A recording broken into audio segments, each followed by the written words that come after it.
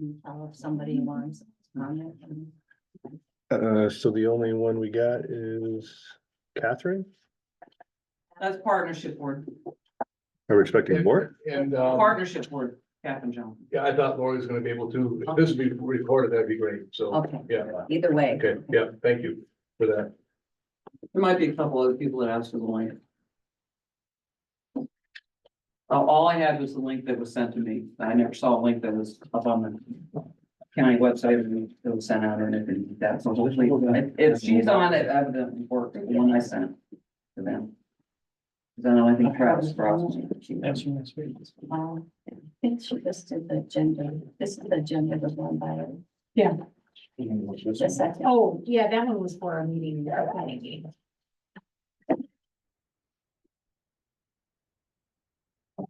I'll jump up if somebody joins. Okay.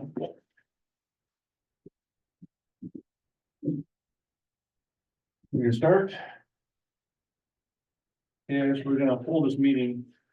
This was more just to try to get everybody together in one spot, try to get this, see where we're going with it.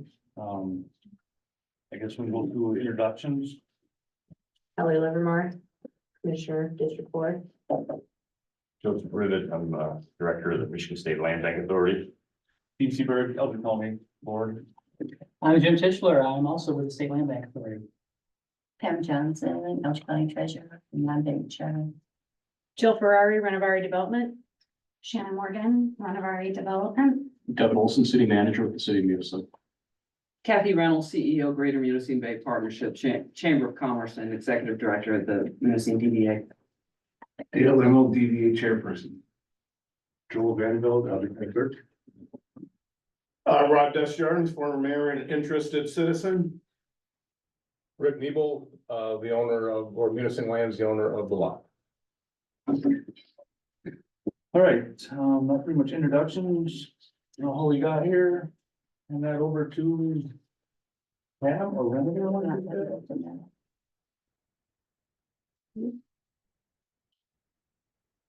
How we got here, so that's a very big question, actually. We did go through trying to create and establish the Munising marketplace. And obvious. Mrs. Light. Yep, okay. Yeah.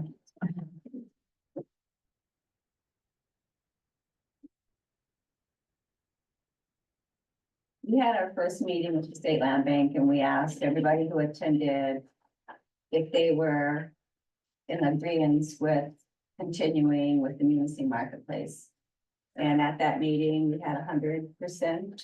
Everybody was on board with going forward with trying to get this project back on the road.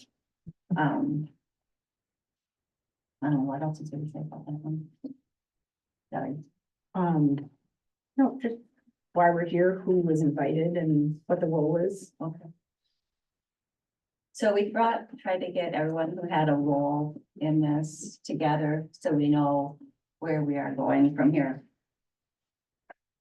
On the advisory committee, is everybody here okay with being on the advisory committee?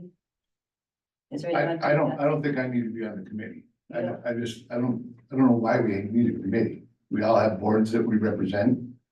Or entities that we represent. Let's find out what's going on. Go back to our boards and discuss with our boards where we're headed. I don't know why we need a committee, but. I think that when we were suggested doing this committee is to make it easier for them to get all of us together that have an input to be able to take that back to people that need the information. That there wasn't going to be, you got this information, you got this information, you ask these kind of questions, they ask these kind of questions. This just makes the communication easier and. Yep, I agree. For Is this a public committee though, public work? Because it needs to be public postings and there need to be all that public, Open Meetings Act and all that type of thing. This is an open meeting, this is county meeting. Yeah, I know, I never did see public notice, but is it gonna be a public board committee you're talking about, or is this just, right now, we don't even know? We're putting this, it's Who's gonna be, appointing it? Huh? Who's appointed? It's under the county. It's under the county, okay, I got you. But I I think, mean, I never was asked. but I was thinking our first meeting, everybody was wanting to be a part of this. And that is what our discussion was at that first meeting.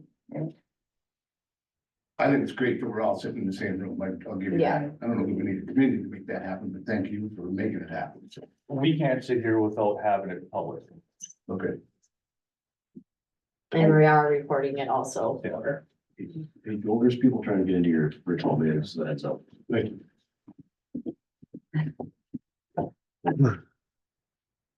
So this way, no one has to go to the county land bank and try to get all the information to them. Or the county brownfield, or the DDA, or the city. You know, we don't, it's like everybody is getting a conversation, but we're not all getting the whole conversations. So this way, if everything is brought to one, our Time and place. with Yeah. Everybody available. then everybody can bring it back to their committee. Because communication, I believe, is one of the things that we really, really need to work on. We all need to be on the same page, talking about things, little or small. Everybody needs to know what's going on. This is a big project. There's a lot going on. Point of order, Mr. Chairman, seeing though there's only two county commissioners here, you don't have a quorum and it's therefore not a public meeting and subject to the Open Meetings Act. I do agree, it's a really good idea for everybody to be in the same room who has a vested interest in this project. Because it eliminates sidebar conversations that can sometimes undermine the whole effort. And that's what I believe may have happened at some points here. Just this way, kind of open. Everybody knows what's going on, there's no hidden agenda. Well, I applaud the county for that.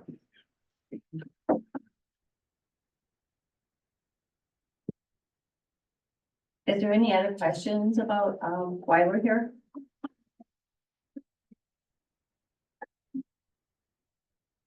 Going back to the members of the committee, are we still in agreement that each entity will have someone on the board?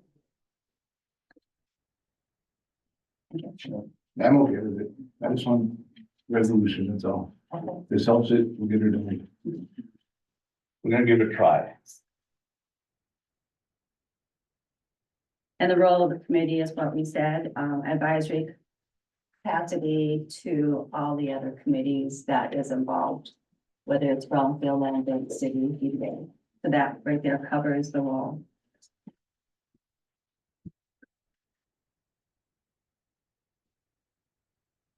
And then we're hoping with it being recorded and on our website, that we'll be able to build the trust of the citizens again, and not that we didn't have their trust, but to make sure that they can go on there. If they're not able to attend the meeting, they can view it on our website. And know the facts about what are going on. Exactly, yeah.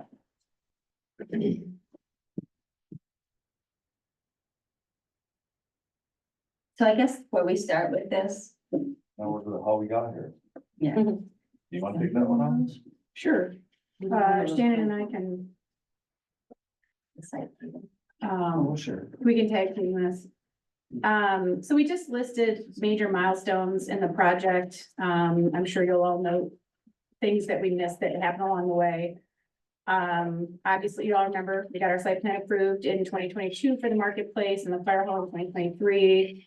The city approved the local tax incentives shortly thereafter, and the county approved the transformational brownfield plan that was also approved by the city and the DDA in 2023.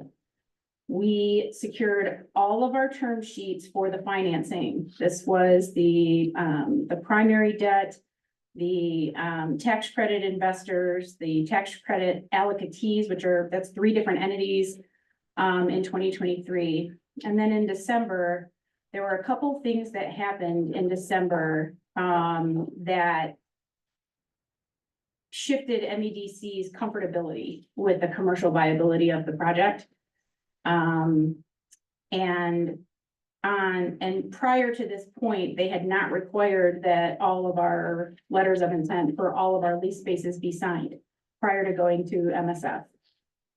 But on December 19th, they changed their requirements and gave us until January 5th to meet them. Adding that all of our commercial spaces be signed with letters of intent. Obviously, I mean, that's over the holidays. We did not meet that requirement. They pulled their funding in the first week of January 2024, which canceled our Michigan strategic fund date. And I apologize for the acronyms. Usually pretty good about that, but there's a few in here that haven't, that we've included. And, since that date, we have been looking at other models and trying to figure out what makes the most sense, but the communication has not been very strong, and which has led us to this date today. So that was passed. And I think we should leave past. We're going forward. What can we do forward? Is there a forward? That's the first thing. Is everybody still in this? Can we do this? My opinion is first we gotta find out what we're doing. I know everybody is for this, what the plan was, the marketplace in the past. Is that still a possibility? And I think that's, I guess, who can answer that? Is the original marketplace still feasible? No. I'm No. gonna answer, we lost the new market tax credit structure. So I want to say that we lost a piece of that was very important. And I want to back up to like MEDC because I know there's still questions on that. The key point of that of not having all of the pieces in was, as Jill said, not having that letter of intent for the grocery store, which was the last piece. The new market tax credit structure was a $20 million allocation that brought $5 million in equity. So at the very least, after we get through the who and the what in the building, we have to recapitalize this. And there's a lot of different options to do that. We were seeking options for the building. That's what we're going to talk about. I think today we wanted to focus on the who and the what, because there's concerns about rents and who we're serving. That's what we need clarity, because that's how we recapitalize the project and we can get into the conversation about those pieces. But right now, we kind of jumped ahead to what we have in the agenda of the pieces of that is the main issue right now. So we lost that new market tax. This census tract is no longer eligible to receive that piece of financing. So that is what we're going to discuss. Joe, do you have? Mr. Chairman, Yes. before we completely leave the past, and part of the reason Jim and I are here, the State Land Bank Authority Board of Directors issued an amended loan, or two loans, basically, of $375,000 to, which is one of the projects we do with some of our surplus funds to try and incentivize new developments, housing developments all over the state, Detroit, Grand Rapids here as well. So before we leave the past, it's important that we note that there's a $375,000 obligation, which is secured by Elder County, the county itself. Obviously, we have no desire to call that loan. It was due on June 10th. Our board met on June 12th, and we've extended it for an additional year, right? So from our perspective, it's very important that the project move forward, because it puts us in an extraordinarily difficult spot to send you a bill for $375,000 that we really don't want to do. So we are committed. Jim's expertise in development is at your disposal to work with Renovari and this community to make this thing go forward. But that is an obligation that exists. Our board was happy to provide a 1-year extension, but at some point it becomes a difficult conversation if we can't get a project together. And that's why we're here, and we're committed to supporting both you and the community and the developer to move forward.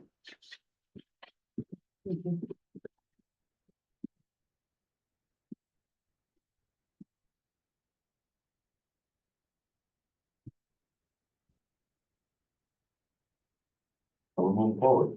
Yes. So we're gonna be moving forward as is, unless there is objections to that, correct?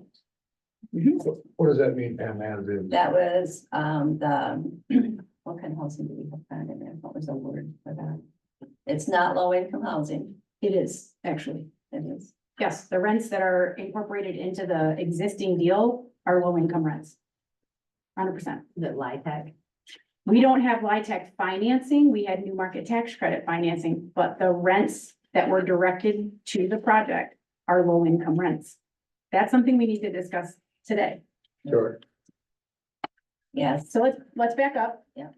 And let's not make any commitments about, what we're doing moving forward before we really figure out who we're serving. Because that's a critical conversation. And the path moving forward, the plan that we've all put together is on the next slide. That first we have to identify the priorities. Who are we serving here? Who's the population that needs housing? I mean, everybody needs housing, but what are the key priorities? Then we're gonna explore alternate models with Jim's help, who Shannon and I have known Jim for over 25 years, is brilliant. And we welcome extra brains because this is hard. So we're gonna create some models to look at. And then this group will select a model that makes the most sense for the county, the community, and everybody involved. We will update the design with community if necessary and secure financing and close. That is our plan over the next year. But the first part is really getting through the priorities and really figuring out the who and the what. Are you still looking at the bottom being all businesses still? That depends. Because just personally, I'm thinking of. That's what. The city or Munising would be looking for. When you're just looking at housing development, low income, I don't think that's the right place to put it. If that's what we're looking at, just low income housing, I don't think we should. Maybe think of a different place to put it. I don't know if the city would want that. Rate our downtown development would probably not want that. I mean, and that's on, you guys are here, what's your thoughts on that? Our zoning ordinance does not allow for main floor housing in the downtown. So. That can be changed, that can be. But I still don't think that's what they want. I don't think that would go through without that. And we noted that when we get to some of the data that we pulled and some of the background information, that's definitely a challenge, right? We have a zoning ordinance. If we're looking at a mixed use building, we have ground floor commercial with a zoning ordinance. Rightfully so, that looks for ground floor commercial, but we have a master plan that has no call for new business attraction. This town is very focused on economic gardening, building businesses from within, empowering entrepreneurs, which is great. But when you're trying to fill 8,000 or 10,000 square feet of commercial space from existing entrepreneurs or existing businesses, that is a mismatch. That's a little challenging. And we can talk some more about that. But let's back up and talk about the who, because I think that's one of the biggest issues, right? I just have a question. So on the plan that we were doing, the reason it was actually considered low income housing at that point, correct? Yeah, the rent rates were between $650 and $1,200, which fit in low income, between 40 and 80 under a, we could finance that with LIHTC. We were not. We weren't, financing but we could. it. We're just talking about the rent rates, Yes. just the rent Just the rates that the community wanted to see, and that pieces, and just circling back to when we determine the who and the what, part of this conversations is talking about the financing pieces that we need. Because when we come into a small community and we need financing, and people who run banks may understand this, and we have 10,000 square feet in a community that doesn't have initiatives aligned from businesses in the master plan. We have to seek specific financing sources that will capitalize this, right? Which requires, this is why we're all here today, requires everyone to be on the same page and to be able to say, we support this moving forward through these type of initiatives. We support this type of businesses. So just wanted to clear those pieces up. And that's what I'm looking at, that's a hard issue. On the city side, that cannot be. We have to have businesses involved. So that's that. We know that part of it already hard. So now where we go from there? So on the next slide, it talks about who lives here and who works here, and this is where, there's a difference, right? Your population is almost half 55 and older. Right, you know this already. Your workforce is 85% below 55. So your current residents, serving your current residents through housing, if you were thinking about senior housing, that kind of makes sense for who lives here. But your workforce is 85% 55 and younger, 54 and younger.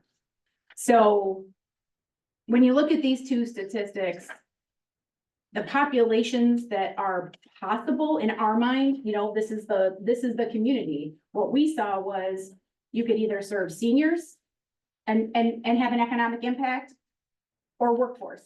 And those are very different populations.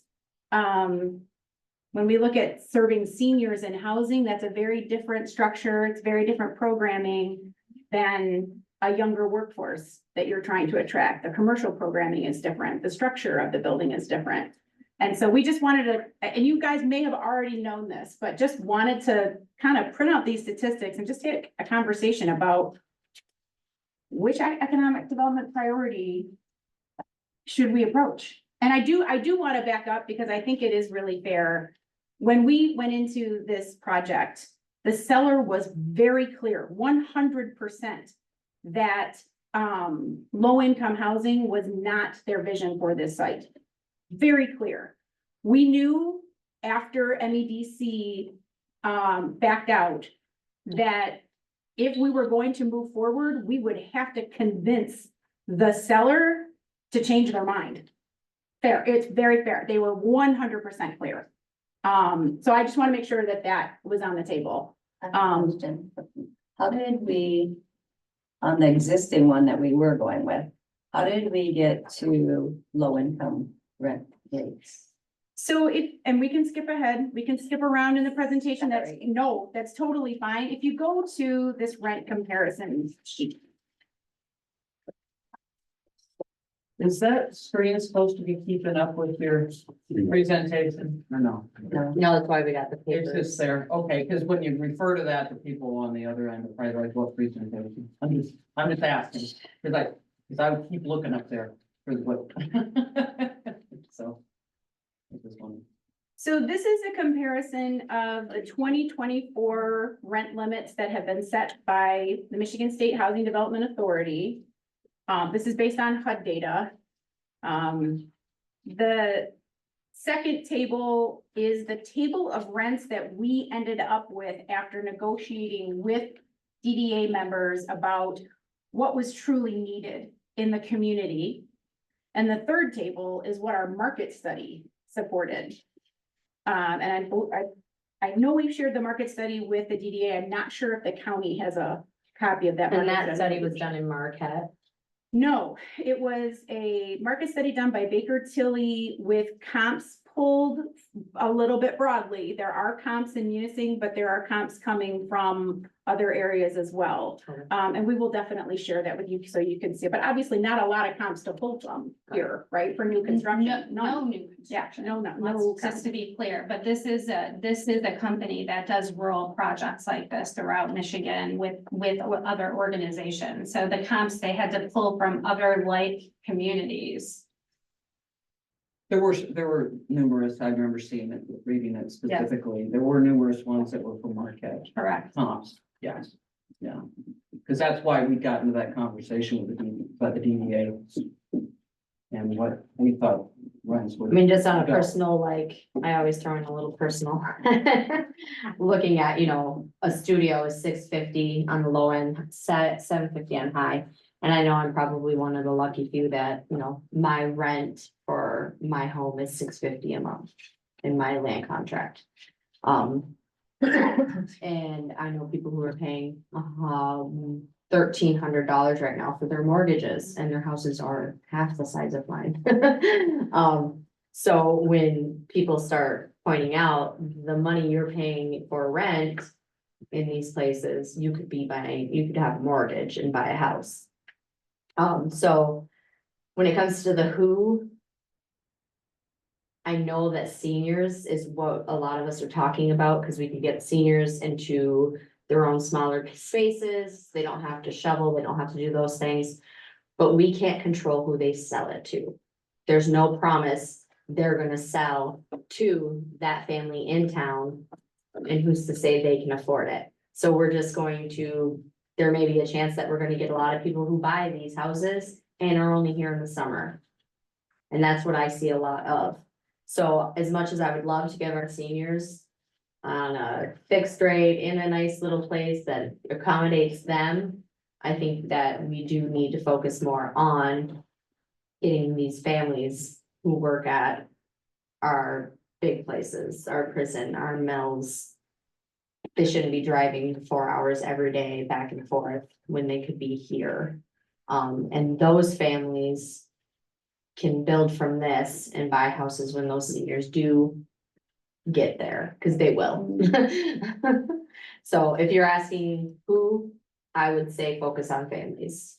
So to Kelly's point, because I've got the numbers pulled, I pulled them offline, the same ones that are on your presentation here. I've had these for a while, so I can kind of refer back and forth in my mind when I'm thinking, and we've talked, Jill and Shannon, a lot about this before.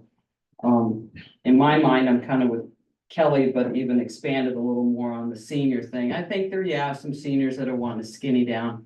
But I think a lot of those seniors too have got pensions, have got, you know, if they, right now, they don't have mortgages, they have no payments, are they gonna, Yeah. they'll probably end up on the high end of the rent scale. They're not a lot, you know, I don't think many of, we have a boatload of seniors that are low income seniors, you know, I think they've done fairly well, or their deceased spouse or whatever possibly did, and they're by themselves now, but of course, it's the service oriented folks, which is a little challenging because, you know, they're making decent money now, you know, they're probably up to upwards of $20 an hour, and if they're living with somebody or going with somebody, they, you know, if you look on those on the Michigan numbers, you know, they're on the, you know, some of those, I mean, they're probably making more than that $33,480 possibly, don't know. But the ones that I talked to, and for 13 years being in the position, I talked to and have met many, many times, if not yearly, 4 times a year, with Mativ, with Timber Products, and with prison. And for the prison, for example, they're about 40 people short. And let's take the prison and let's take Matt, for example. They're not near as short on people. Sometimes they want a couple people, sometimes they want 10, sometimes they don't want anybody. But those starting salaries are 50 to 60,000. They're higher, yeah. They're 50 to We saw a couple 60,000. listed, yeah. So now they're at that higher level, right? Timber Products, I would say the starting salary there now would probably be more 45, possibly 50.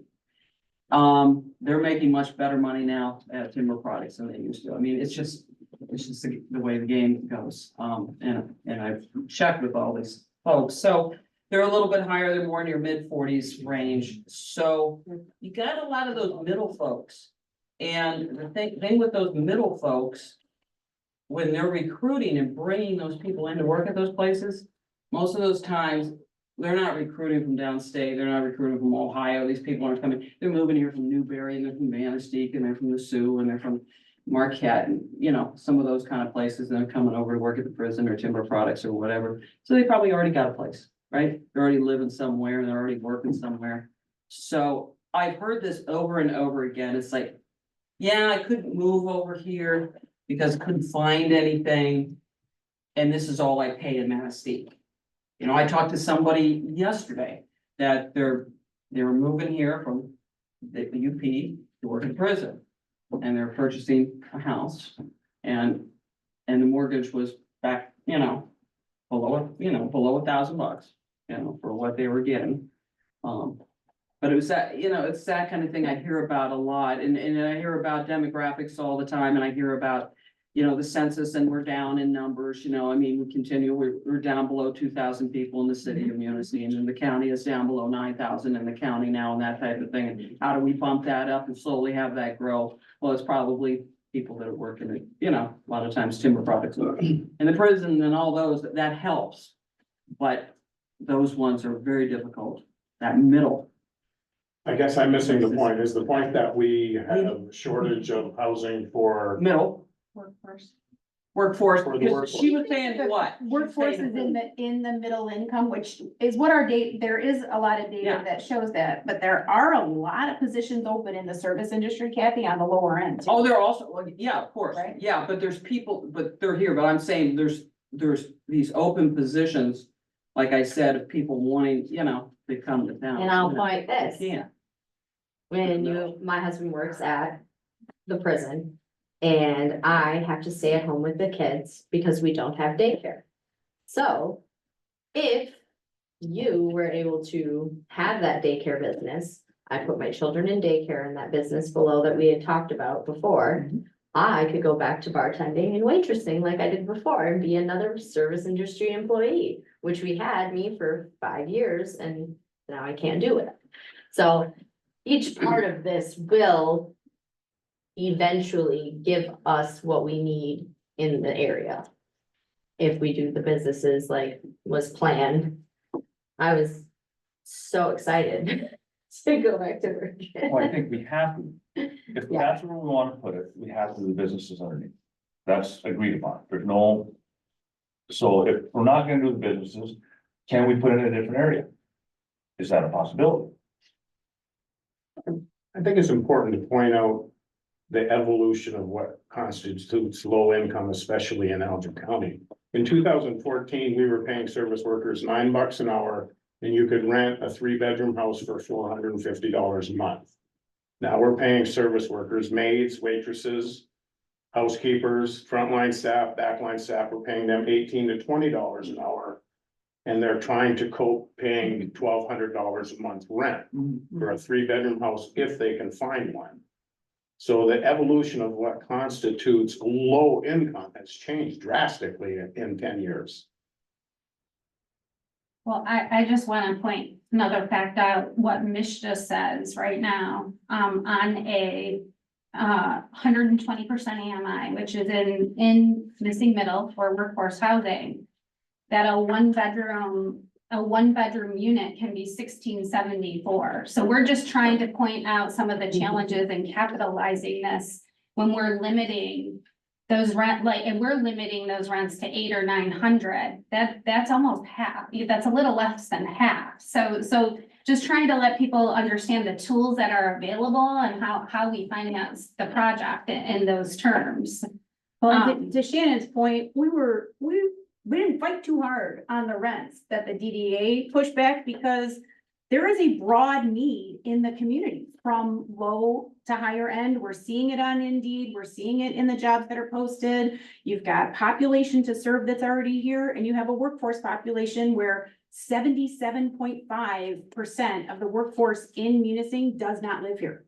They all live in Munising Township or other places. So you've got multiple economic development priorities that you could solve for.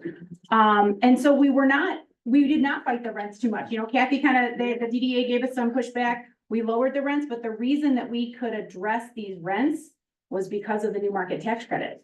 That's what and the missing middle grant and some of the other subsidies that came in. Without the new market tax credit, it gets a little harder to serve this rent spectrum without a public tax credit, like new market tax credits or low income housing tax credits, which would have a very similar role in a project. But we just wanted to have this conversation and walk through these rents. We don't believe the market rents that are shown, we've talked about this, they're Over high, and over, right? Yeah. We think that, there's lots of things that we could do here depending on the priorities and what your decision is on who to target. It sounds like so far we've had a lot of conversation about workforce. But one thing we do have to talk about is the commercial, to your point. The original project as approved through city commission had about 10,000 square feet of rentable ground floor commercial. Childcare, we had that signed very quickly. entrepreneur out of Marquette, the Smart Zone back the lease was not too much of an issue. Michigan Works, we started a conversation very early. So, and I'm just, we can back up. We have been working on this project for 6 years. We first came up in 2018. It popped up in my photo memories the other day. I was like, wow. 6 years we've been coming up and talking to the community. We started phone calls with, and I believe of everybody at this table, I think Kathy, the only Yeah. person that was on those calls. I know, I told somebody, I said it's been 6 years, they said, oh, it's been a couple years, I said, no, it's been 6 It's years. been 6, and started talking about the nature of this workforce space. Michigan Works was on those calls, Corey Ann was on those calls, so there was some Michigan Rehab Services, Veteran Services, and the idea was to create this collaborative space for service providers. And we actually physically designed the space together with the training rooms, the closed offices, the case study rooms, did all of that work. And Michigan Works put out an RFP, and we responded to that RFP. We won the RFP. We signed a letter of intent. Got a little stalled, still had a signed letter of intent, and in that time frame, Michigan Works hit some budget issues and was starting to feel very insecure about their budget. And so we started looking at making sure that we had co-tenants and ways to mitigate their risk on the lease. But Michigan Works has never gotten back to a point of strength. They've never come back and said, we've solved our budget issue or whatever. And so I think that tenancy is something that we would probably need to seek to replace. I really don't know that they're in a position to move forward. I'm on So- that board, and Yeah. they do not have. They do not. But I think what we want this committee to understand is that we knew last year after they signed their LOI that Deb needed help, that she needed co-signers. We were looking at private companies. We were gonna take a space. We knew that she needed help. Yeah, I think if we do commercial, what we do and how much rent they pay is critical. Because the childcare is already paying less than market rent. And if we're going to secure this with different financing sources, we're gonna have to have credit-worthy tenants. Well, why would the child care paying less rent and somebody else paying more? Well, under the LOI, when we were doing the new market tax credit program, they were our impact tenant. That is the key tenant that drives that program. And so typically they pay a sub-market rent and you fill the rest of your commercial with national tenants, retailers that can pay a higher rent. But that's no longer. Kind of doesn't work And anymore. that is also common oftentimes with MEDC programming that we were talking about, which is why we always need the broader community support. You know, MEDC is there to bring in impact, community-centric tenants, some of those more difficult spots. And that's why we're having this conversation, right? Because tools have different requirements moving forward. Is there, I mean, this is still an option for us then, Yes. okay. So when you figured out this rent for childcare, Back to the, yes, okay. so when you figured that out, was that based on the new rent rates or was that the rates that we had prior to the discussion with DDA when you lowered them? The DDA didn't really drive the commercial rents at all. They were very focused on, and please correct me. You are Kathy, correct, we Yeah. focused on the, On the residential. on Well, I'm residential. just wondering, is that why they were lower or No, I mean, So so unrelated. unrelated? And I Okay. want to add one more thing. Part of it, what Jill said when in the design of Michigan Works, was a recommendation of the tax credit investors. So these are new market tax credits. Some of our early conversations were, who should those impact investors be? And one of the first conversations we had was Senior, that they loved the workforce model. And they'd love to see some type of workforce center that's centered around like where their new market allocation came in. So as Jill said, a lot of that designing in those tenants at that point were driven by what the tax credit syndicators wanted to see, and they each apply for those tax credits under different initiatives. So different companies like Michigan Community Capital is focused more on housing in rural Michigan. There's different tax credits that are focused on childcare. And they're there to support those impact tenants. That's what that program is. So, you know, I think we do need to have a conversation about the commercial. The filling the commercial as it currently is designed is extremely challenging. The amount of space. We did grassroots marketing, location marketing. We've hired 3 different brokerage firms to represent this. Very challenging filling the space. If we do put commercial in the ground floor, it would have to be very grassroots, meaning everybody in this room would have to play a role in building that business base. And I do want to talk about the desire or lack of desire for national tenants. Because I want to make sure that we have an open discussion about that. We had a I don't know if it was at the DDA meeting or after, but we were looking at national tenants to come in to balance that childcare rent. So we were looking at 17, 18 bucks a triple net to balance the 12 that the childcare was paying. But there was definitely some thoughts about the desire for national bringing businesses into Munising. And I just think that this is the forum to really kind of hash out that discussion and see where everybody's at. Personally, myself, I'd rather have local owned businesses. Local owned businesses pay for our little leagues, all of our fundraising. The profit stays in Elder County. More or less. When we go to national, that they're using Elder County's workforce to make their money. And the profit goes right out of our county.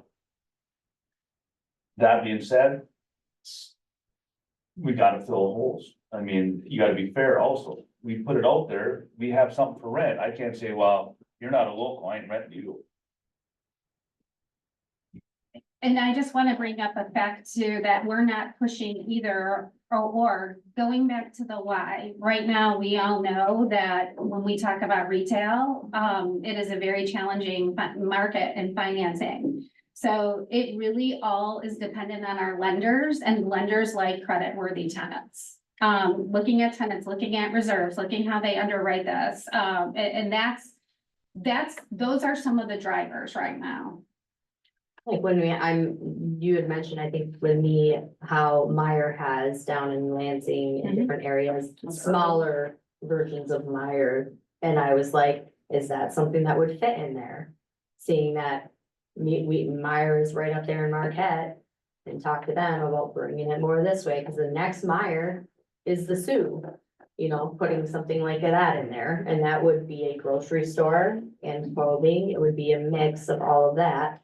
And they're a high-end retail, right? I think they like to own their own buildings. A lot of those. Is that what it was? style Like to own their own building. We Oh. talked to Meyer, Aldi, Trader Joe's. Everybody said no. Okay. The square footage, the nature of the mixed use, the parking, there were lots of issues with the location, the building, but all 3 of those chains declined. Okay, and then as far, we're brainstorming businesses and stuff, like I know a local photographer who just was gonna go into a building and it's falling apart. She's like, this is too much, the ceiling's leaking, they're not fixing things, the floors are going. Where the old Dragon's Nest was, and now she doesn't have somewhere to do her photography, so I was, brainstorming, you take a local who has a photography background and she wants a studio. And put a studio in there and she gets some grant money to also do some photography teaching. And then can we put like a small skills learning or trade school in there? I mean, is that possible to do a small trade school that kids could go to in that building? Funded, that's just it. Okay, well, I'm just throwing out ideas, I mean. No, and these You are know, the and things that these are communities things want, that right? communities want. Yeah. I know that there's a photographer out there that needs a studio. And I know people who would love to learn learn photography. And she could have that all set up in there and hire people to help her do that. Photographers that are just getting in that want to teach and learn at the same time, make it into a that kind of business, or like I said, a skills learning, that's why I was excited about Michigan Works being in there in that space. They would be able to do some more teaching Mhm. and skills, They have but, a large space for that now, well, they're never there and they don't talk about anything that's going on. just because they're in a different space doesn't mean they're gonna be any better. Well, then, that makes a very clean point. Right. I think there's a balance to be struck. In fact, I'll comment that most of the development that has taken place in the city of Munising has been from people who live in the city of Munising. Yes. Who have yes. invested in their community based upon the experience they have running businesses in this community. But their investment ability is kind of topped out. And there needs to be additional investment, and there's a balance to be struck between homegrown businesses and investors and national chains. Because national chains, what they do bring to the table is stability and the ability to sign an LOI in advance. Based upon their own market studies, that this is gonna be a viable business for me. And there is room for both. And there's a need for both as well. Right. I can't help but get mad at Bob Sitton. God bless his heart. He fed my family for 33 years.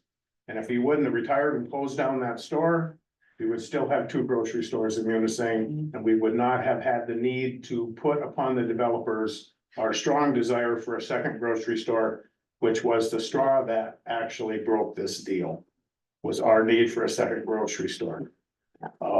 Pat's, I don't even want to get started about Pat's.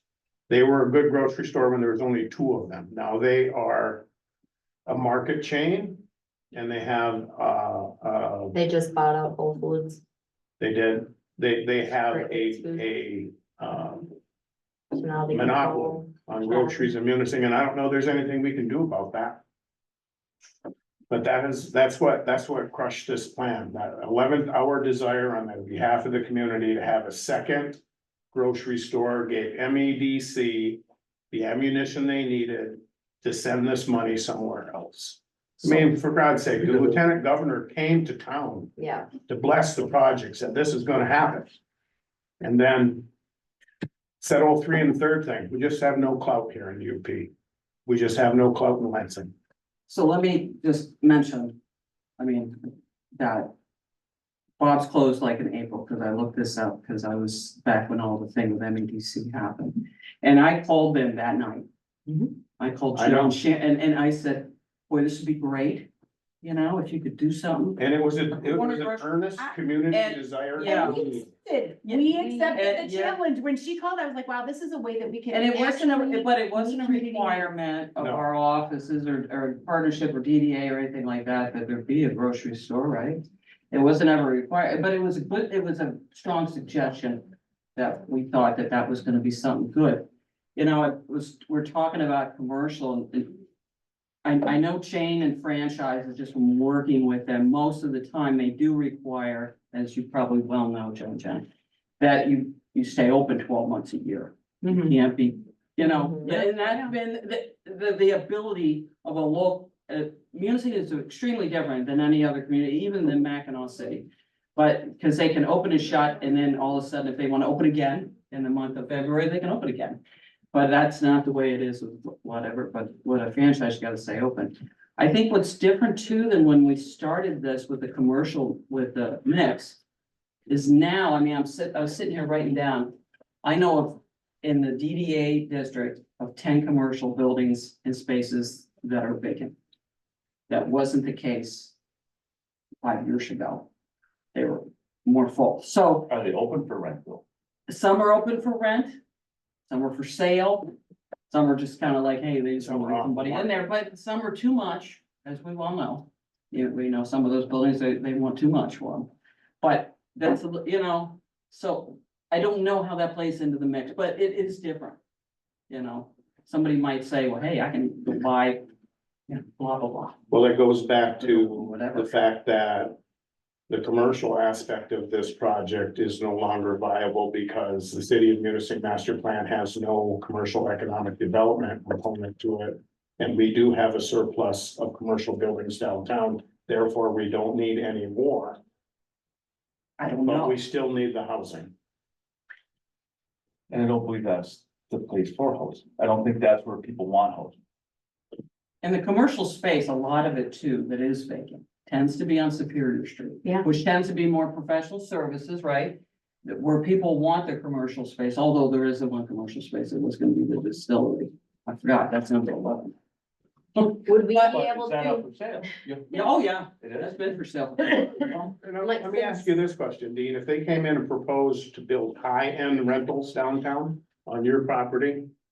$2,000, $2,500 a month, I mean, really nice Marquette style downtown Marquette. Would that be an acceptable alternative? I don't know, it's that's the city part. Myself, I'm all for low income, I'm not for no income. I'll put that right out. You know, low income does not bring anything to our society, or our community. I'll go back to my redefinition of what constitutes low income anymore. These are people, with two working spouses making $18 an hour and they can't afford anything in I'm this. all for low income, I'm not for no income, so if you know, that's where we gotta find that difference. Okay, I think most people are in that same position.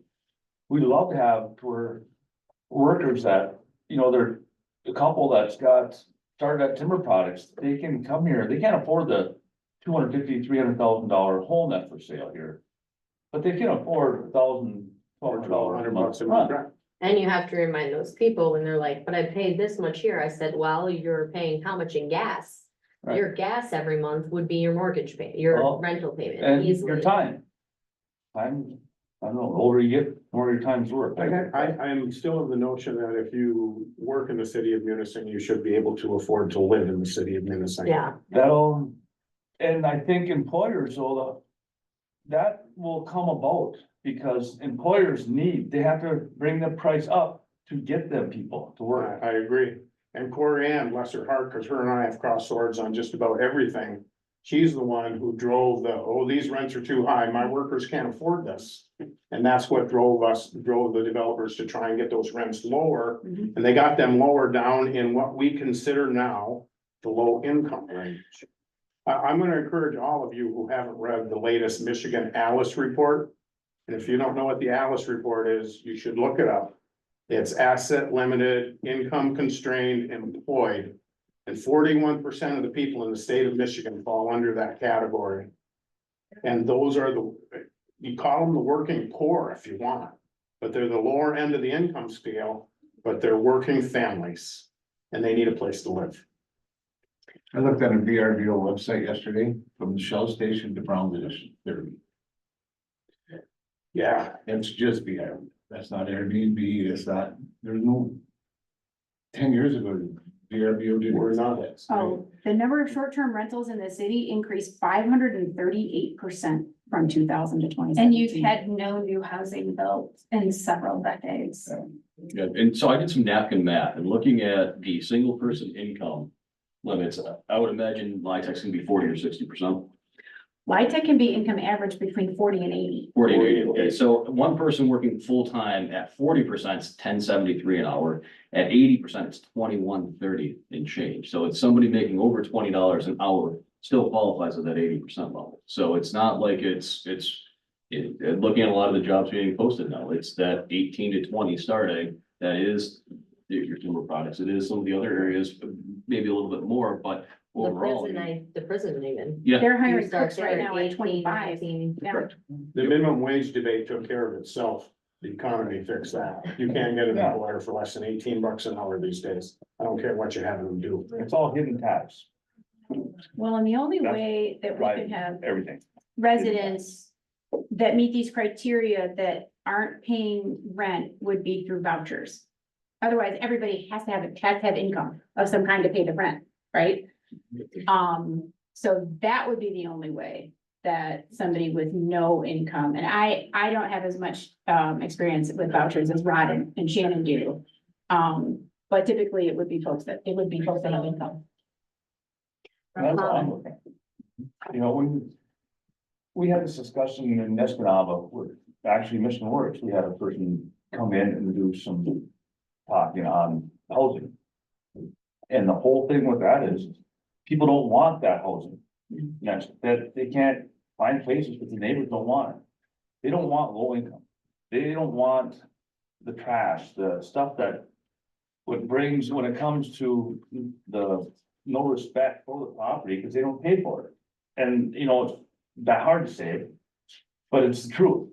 I'm sorry, I mean, it doesn't matter where you go. Well, if you're talking about deep subsidy, low income housing, yeah, those are problems, but this is not actually low income housing. And that's what it is. 40 to 80% is mixed income housing, $10 to $20 an hour. And having been somebody who has managed a LIHTC property, the Grandview Marquette or the Grandview, in Marquette. Anything that is funded with low income housing tax credit is so tightly regulated by MISTA that none of the things that you're afraid of are allowed. They're not permitted. The people who are permitted in have to pass a background check. They have to, you know, they eliminate people with felonies, drug convictions. All of this is eliminated in the screening process to let them in. And the rules for living in those properties are so regulated, so tightly regulated, that anybody who does not live by those rules is evicted. And that's the state of And they get Michigan. you, that's everything with the Yes, they landlord can. tenant. I mean, and that was a completely different population that at the time, if you bring up the city, that Marquette wanted, because that did serve homelessness and, you know, veterans that were. Just one thing to be clear, no matter when we determine how we're moving forward, whether we look at workforce or LIHTC, as a developer, we have not planned on changing the aesthetics of our architectural design or materials, first of all, which we're at, I think, 350 a square foot. You are not going to produce that in market rate here or come anywhere close to the design and aesthetics. Just to be clear, we're talking to a national property manager that has a very stringent list of requirements that can move to an eviction process from the management, just because anything that we run. So those are things we can circle back to when we determine what the steps are moving forward. But for us, no matter what source we looked at for financing, whether this were luxury or serving, you know, other folks in the spectrum, those initiatives are not gonna change. They're gonna be, I mean, we are on foot, and that's what we're gonna talk about is the amount of equity that we need to develop this with new regulatory requirements, with the new city ordinance, with the new building code and material requirements are gonna exceed anything that's been done regionally, maybe other than Marquette right now, moving forward in the UP. So we'll get to the next steps, but I mean, those are things that we also can start to talk about more moving forward, because we know those are concerns. Your commercial space. Yeah. Cost. You said the one for the daycare was a lower one, so how much space is left? Well, right now, With Michigan Works not having theirs, and then there's that third space, what's that amount of space? yeah, and I have to kind of keep going back to the plan that was approved in 2022, because we kind of looked at modifications Right. so many times, right, over the last couple of years. So I'm pulling up the site plan right now.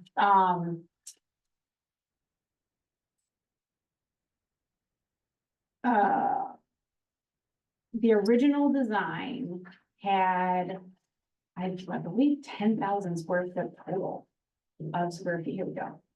10,684 square feet was approved, and that included the childcare on the ground floor, which was 2,500 square feet. So you're looking at 8,000 after the childcare. So 4,000, I'm not good at what that looks like, is a large amount of space. Yeah. That's what Give me we, a comparison of, it's bigger than a classroom, Oh. like, Gymnasium. Like Bigger yeah. than Bob's. 4,500. How big is Bob's? okay. How big is this I'm one? off. is over six. Yeah. Well, I'm just trying to, Yep. I was trying to think where, how many businesses in the 8 would fit in there to see what we could get in there. If we can't do big national, because that's not enough space for them. Where are people, who do we have to try to get in there and go, hey, we have 2,500 square feet. Will this work for you at this cost? Just about 12, Mhm. 1,300 square feet, I'd say. So. Just because I do this, I know that we need, and I don't know if this would fit, Head Start needs a place to go. The school doesn't work well for them. They don't have a bathroom in their classroom. The classroom is very small. They have to use the hallway for half of their things. They don't have room for their offices. Fire marshal came in, made them shove it all back inside. It is a mess, and I know as parent council that we really need a new place for our Head Start. So, That's very so we love to pair Head Start with straight up daycare because. and that's why I sends all said, their you have kids, daycare, great there, you match. have Head Start, that's what I put too, I was like. And there may be some additional state funding that on their end right now, we've got to get back into the programming because we don't program that side of it. Likely to support their initiatives for They- placement. I mean, the rent that they would be able to pay is probably at or less than the childcare. Yeah, But, I mean, it's such a basic need for the community. I mean, I think that would be something that would be very interesting. It would just be. well, I have a parent council meeting next Tuesday, so I thought if I brought it up. I can talk to them about how even their financing works to do buildings and do stuff, but I just figured. You know, if we're looking in things that are in need and you wanna fill that commercial space and it might be, you know, a small thing, and then you have somebody wants to take the other 5, you know. So the challenge is, Community action. and we took this slide out because it made like non-finance people nauseous. At the original, this design of the building, 45,000 square feet. With the rents that were, approved prior and all the commercial tenants paying $12 a square foot, there's a $16 million gap in the budget. It's a $20 million building, as Barry designed it. We could support about 4 million in debt at a 7% interest rate. And we just wanted to do some quick numbers to show, that tax credit that we had, that was almost 6 million in equity coming in between 5 and 6. And then we had the missing middle grant. It left us with an $8 million gap, and that's what MEDC was looking at. So if we're losing that tax credit piece, it creates a huge need for grants, not debt, grants, and that's a huge lift. So if we can come away today with some consensus on who we're serving and where those rents need to be, and a general conversation on commercial, that we like grassroots, we like the childcare. Is one national tenant going to be an issue? Those kind of things, we can go back and kind of run some models and see what's possible. It may mean shrinking the footprint a little bit, shrinking the commercial on the main floor, but there's some brain damage that we've got to go through. But we really wanted to have this conversation before we started, because Barry's gonna have to run some of those numbers for us based on the redesign. But that's something that would be part of our next steps moving forward. Well, we got everybody here, and that's upstairs for rent. What would everybody be happy with? Yeah, so the 60, right now we have it at The 60, 80, 60%. the 40, 60, 46, 40, 80? What would everybody be happy with? What could your employees afford rent for rent? That's a good question. 1,000. If they were by themselves, less, right, and then it was this way. Income. Could they afford That would be, They can't afford not life now, it's About tough. 70%. so that would be at about 70%. I'd raise it from 60% to 70. Mhm. Well, and And if, that would be a 1-bedroom. yeah, that would be one bedroom. With 2-bedroom, you get at least 2 incomes. You would hope. 2 bedrooms at 1,000. for 2 kids? How much did you say, top? Did you say a top number? I mean, a match, I mean, A 2-bedroom low is 1,000, Yeah. high is 12. yeah, I think you get higher than 12. You're really pushing it, because to me, Agreed. And you're gonna go live 30%. somewhere else, that they're gonna say, I'm not gonna live in Munising for 30% is the industry standard. You shouldn't have to pay more than 30% of your income for housing. And you know, in the DDA, truth told, I've served on the DDA on and off for 25 years. Has no obligation to create housing, but they do have a vested interest in placemaking downtown and a vested interest in repopulating the downtown. And ostensibly with the workforce that works downtown. The only suggestion I have to this conversation right now is that in terms of looking at percentages, 30% is correct for housing. But but if you added transportation, the number is 45%. Yeah. You should consider that, because then that gets at the person or household that's commuting long distance, and now it's a mix and match scenario. It's not just housing, it's housing and transportation. Right. So that's, if you're looking at calculation, consider that metric and use 45%.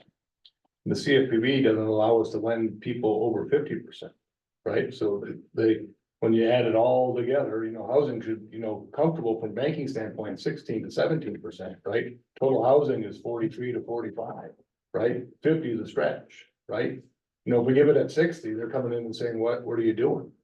Yeah. You know, a mortgage today, guys, with taxes and insurance and rates at 7.5%, 8%, that's $1,000, right? And you put it all together, $1,000. Not that expensive a home. No.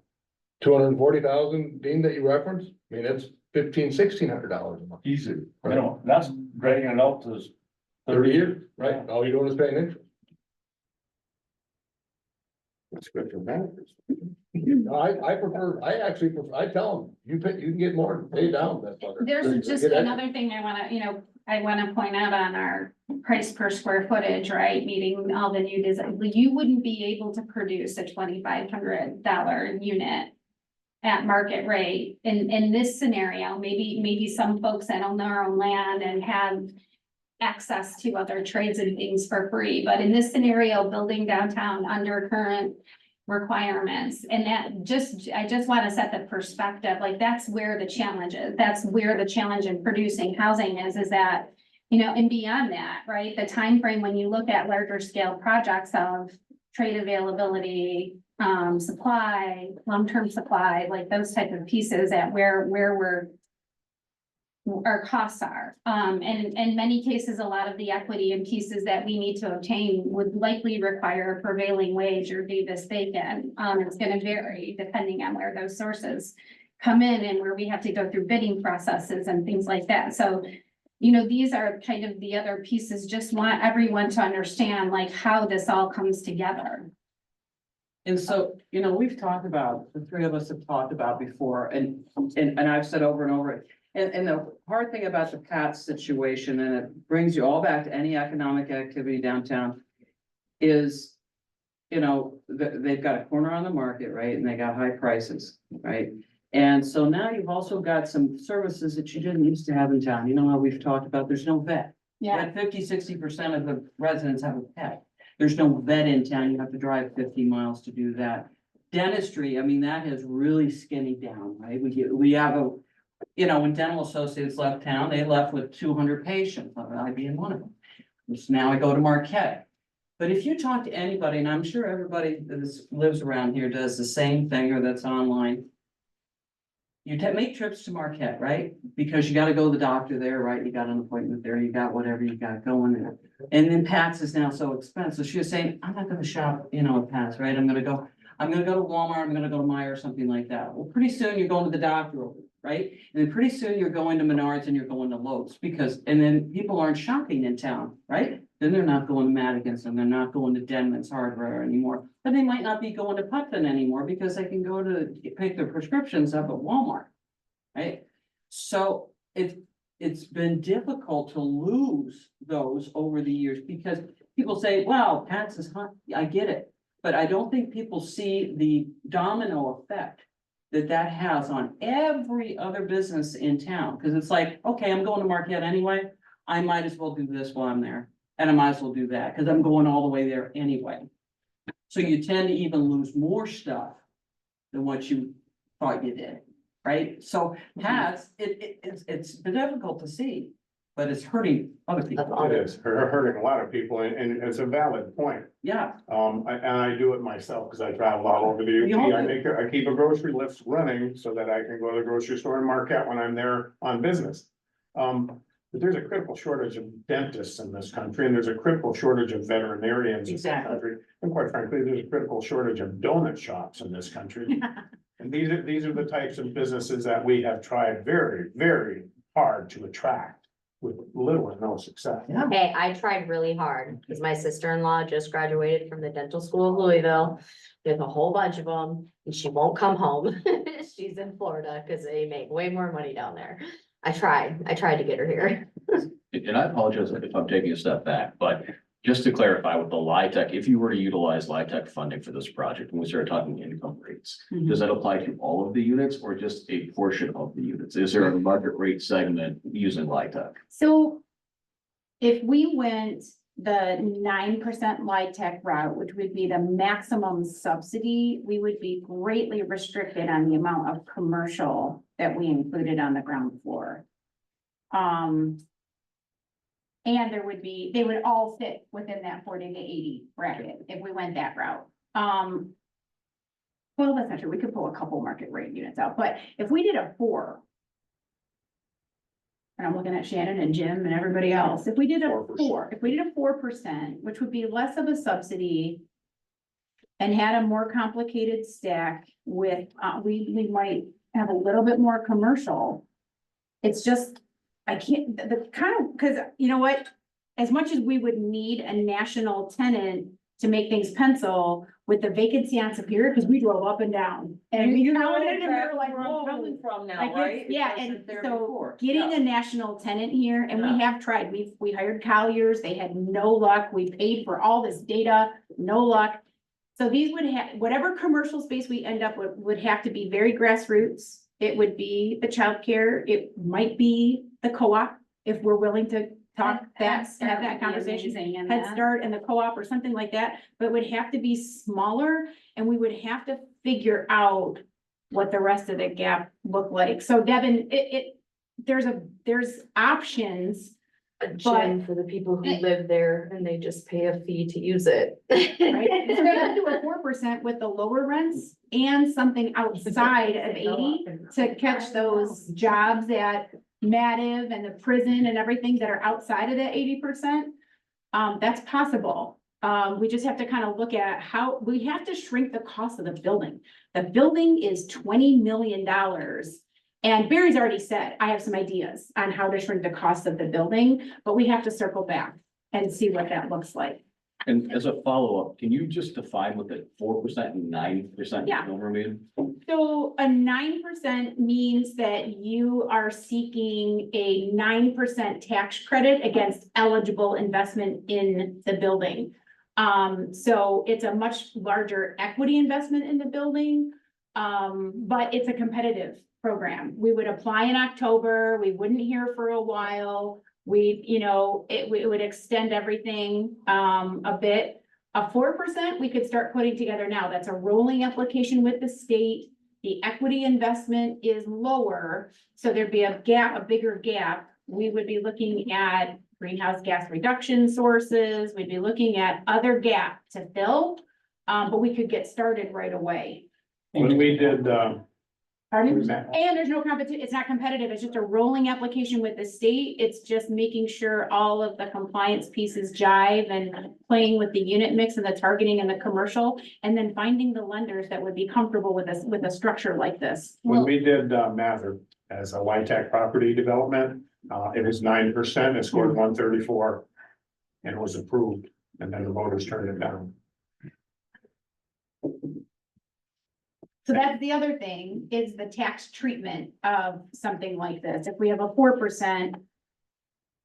Is a portion of this under, like, we have to kind of look at what the tax treatment would be for something, for a mixed income building like this.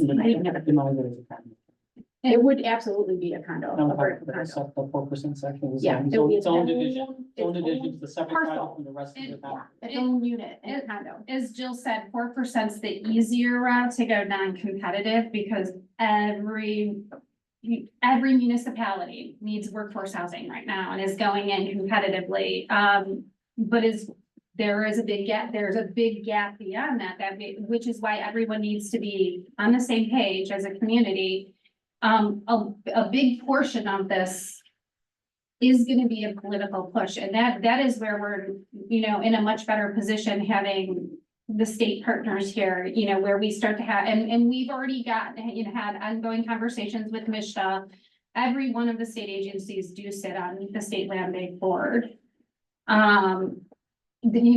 But once again, it has to have a broader coalition of the community that is in agreement and in a broader understanding, even if it's not perfect, a broader understanding of here's our challenges and this is what needs to happen, because they'll be, and Devin, you've heard even beyond the state land bank, I think the Michigan Municipal League is willing to go to the governor's office and champion Munising in this project, but they represent the municipality, so it's gotta come from that side. So we do have a group of folks that are willing to come in and champion once we determine that pathway forward. We determine what we need for square footage, price per square foot for downstairs. Oh, for rents? Yeah. I think that's what you were asking. She said it was $12 per square foot. That's what I had in my original pro forma, was a $12 That was donut. for The childcare Michigan Works were both paying, well, their leases were structured a little differently, but it was about $12 a square foot. but that will not work now with the direction we're going. Honestly, I don't know that we're gonna get much, we are not gonna get a national chain here. We're not gonna get, I don't know that we're gonna get much higher, and there's not great commercial comps on commercial rents either. So, I mean, I think we should start with the uses that make sense for the community and see if we're able to structure some financing sources that help alleviate the burden on the need for that rent. It might start to pencil. We just have to kind of map it out, but anticipating a quick service restaurant or something, or somebody to come in the main floor and help it, I don't think it's gonna happen. And I don't think anybody wants it. And the commercial. It'd be tough to space draw below traffic is down there. the Yeah, it's only- very What? It's not great. Tough to draw traffic. Not down on Superior Street where the marketplace is as far as food. It's not, I can't park in my parking lot. I mean, yeah, I know. No, I'm just saying, It it is not the most, it is not the most desirable for any of the commercial tenants that have ever inquired to me. Munising Avenue is the most desirable.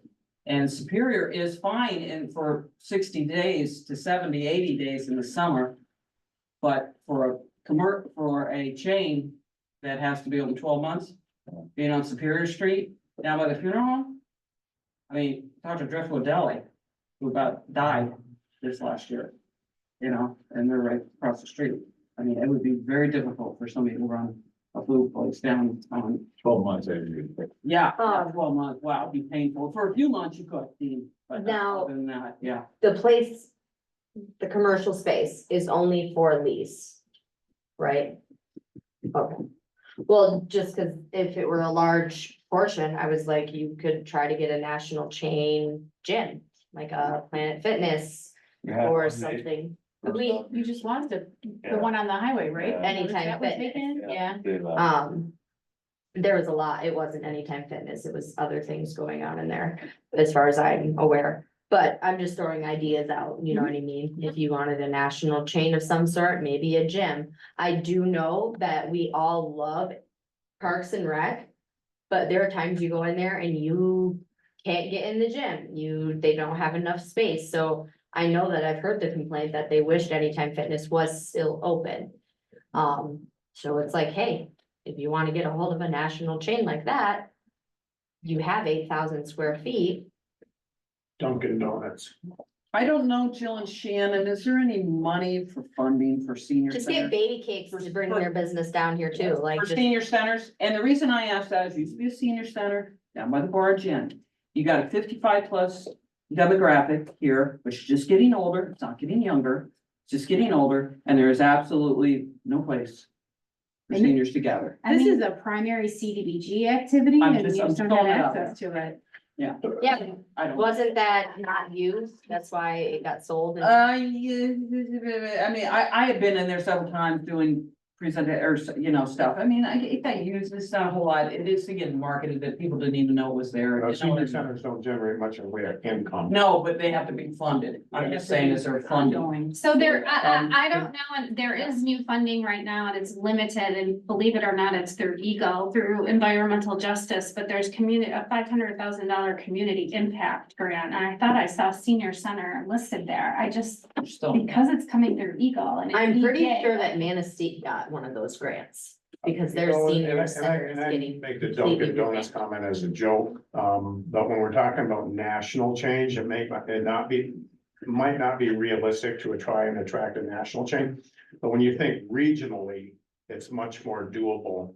Because baby cakes would, took me 20 years to convince, Downwind Sports to open a store in Munising. Took Right. 20 years, and they've been here 5 years now, and they're doing well. But Bill Thompson didn't want to do it because there was no college in Munising, and he relied upon college kids to rent his equipment. And of course, they rented his equipment in Marquette and they brought it to Munising to use. But if we could approach, I would bakery suggest up there. an Experia Community Partnership and see if there are any regional businesses in Marquette or in the West End that would be interested, because they understand the seasonal economy. Because Huron We know Bakery. we have. Well, Cause didn't Huron Bakery come up in your guys' conversation about bringing them down? Oh, we've been talking about. We have called- The need for a bakery in this town for 10 years. Yeah, we Yeah, we have a running list of second location targets and have done, we have a marketer whose job it is to cold call all those folks. Have not, well, we've gotten a couple hits. I mean, this is how Britta came to us, the childcare came to us this way. This is how Zacharias came for the fire hall. So we've gotten a couple of hits, but not really the businesses that are the primary targets, the bakeries and the dentists and the vets, anything like that. So, I mean, I would be reluctant to do much spec commercial space. It would be my suggestion to really plan for a few uses that we know we can support. And not do a lot of spec. Well, and to Jill's point, once we plan those uses, we'll have a broader message if we can market that, even if it's through social media as a team, knowing that this is a broader engagement, we can start to look at those pieces and put it out, but as Jill said, maybe if we're just targeting and it's Head Start and daycare, and those type of pieces are going to be more reasonable right now on a pathway moving forward, because that was the big challenge, right? The big challenge is that it's a 2-year build time, adjusting dependent on that, and you've got financial sources that are asking for an LOI. It used to be MEDC did this on spec, but that was they wanted LOIs for every single unit. So those are the pieces, and right now, timing is going to be critical because funding's, starting to shrink. There are multiple funding pieces right now in the legislation that could help some of these initiatives that we talked about to fill some of those gaps. So it's all of those pieces that we've got to look at that we put together at the end of the day. Well, and then, I mean, if we could finance this with just the childcare, I'm still a fan of the co-op model. I wanted to have a conversation about this, this was, the guarantee was approved by the land bank. There's a lot of community interest. This is definitely something that's gonna require a lot of local work to put together, but, I mean, if it were just those two uses together and we left the rest of the podium open for potential build out in the future and we're able to finance it like that, right? It's parking for now with. Under air parking space it will have to increase the space for the daycare. If we increase anything in childcare, there's specific programming and design requirements for like outside use and accessibility and safety in there that will have to be designed in. Why are we holding back on? I mean, we don't have the luxury, I don't believe at this point, to say we only want this or this. We can't find anybody. Why don't we just put it out there and say, hey, this is what we're asking per square foot. Is there anybody? We don't have the luxury of picking and choosing. We have what's in there. space available at Right. this cost. Are you? We've done that, but if we could get maybe we do a public RFP for this space and Yeah. tell them what we need, You're that looking at- would no, when be you different said- than what we've already been doing. You said $14 a square foot, is that per year? That's per month, you look at 1,000 square foot for $14,000. No, You're so- gonna get rented. Right, so that equates to, yeah, $14 a square foot, plus the CAM here is high because of the, common area maintenance is high because of the snow and some of the other pieces, so it's about $6 a square foot. So if you're paying $14 a square foot at $6 and $6 in CAM for a 2,500 square foot space, that's 50 grand a year. Divide that by 12 and you have your monthly rate, All right, so you're looking at actually, that's what I'm looking at, $4,000 a month. $20 a square foot per year, you're looking at, that's what we're trying to, we're Say that selling, again, say that number again? $20 a square foot roughly. Yeah, That's what we're trying to sell. That's what we have to look at, not say, okay, we want this, we want that. We tried that. We can't find it.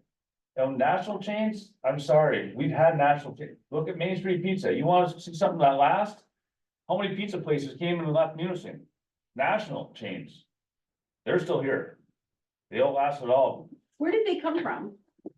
Are they a local, is it a local? Manistee, I think, was the first one. Local mark. Ithaca, Michigan. Ithaca, Yeah, he was down in Ithaca, and then they came up. St. Louis. Can I ask just a couple questions? And I'm an outsider, so feel free to, I'm from Bay City. We have brownstones downtown. So when you say no housing downtown on the first floor, can somebody build a single family house downtown or a brownstone downtown? Not a traditional single family residence, no. Can they build brownstones? I will have to look, is it? So, That's still a Typically, traditional townhouse. I mean, single family. so you're zoning order, not even with special use or variance, can you do first floor housing? correct. Okay. And I guess here's what I'm hearing. You got tons of commercial space, right? And no housing. So by limiting the housing on the first floor, and I'm a little bit of an outside the box thinker. My personal thinking is you ought to build a bunch of VRBOs on the first floor, short-term rentals, steal the market, get some of your single family homes available. Right? Why aren't you doing VRBOs if they're so desperately needed, right? Those are short-term rentals. That's pretty close to commercial, isn't it? So, I mean, what my thought is, we spend a lot of time on commercial, which I think is extraordinarily challenging, as opposed to how are we really focusing on the housing, and maybe you go at a different approach, right? Because if you got 50 VRBOs in the city, you got 50 houses not available for your families. So how are you, what's your ordinance doing to prevent that? Or how are you gonna compete with that, with this building?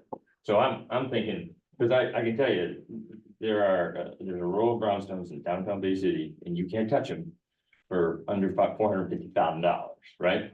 And, you know, well, how can you think outside the box and focus primarily on housing? Because I think that's what you're desperately in need of. And sort of get away from, you know, trying to stay in the same frame. The last piece is I'm old. I got 6 kids. They don't want what we want in housing, right? They want to be downtown. They'd be happy to live on the first floor or in a garden apartment downtown, so they can walk their pets.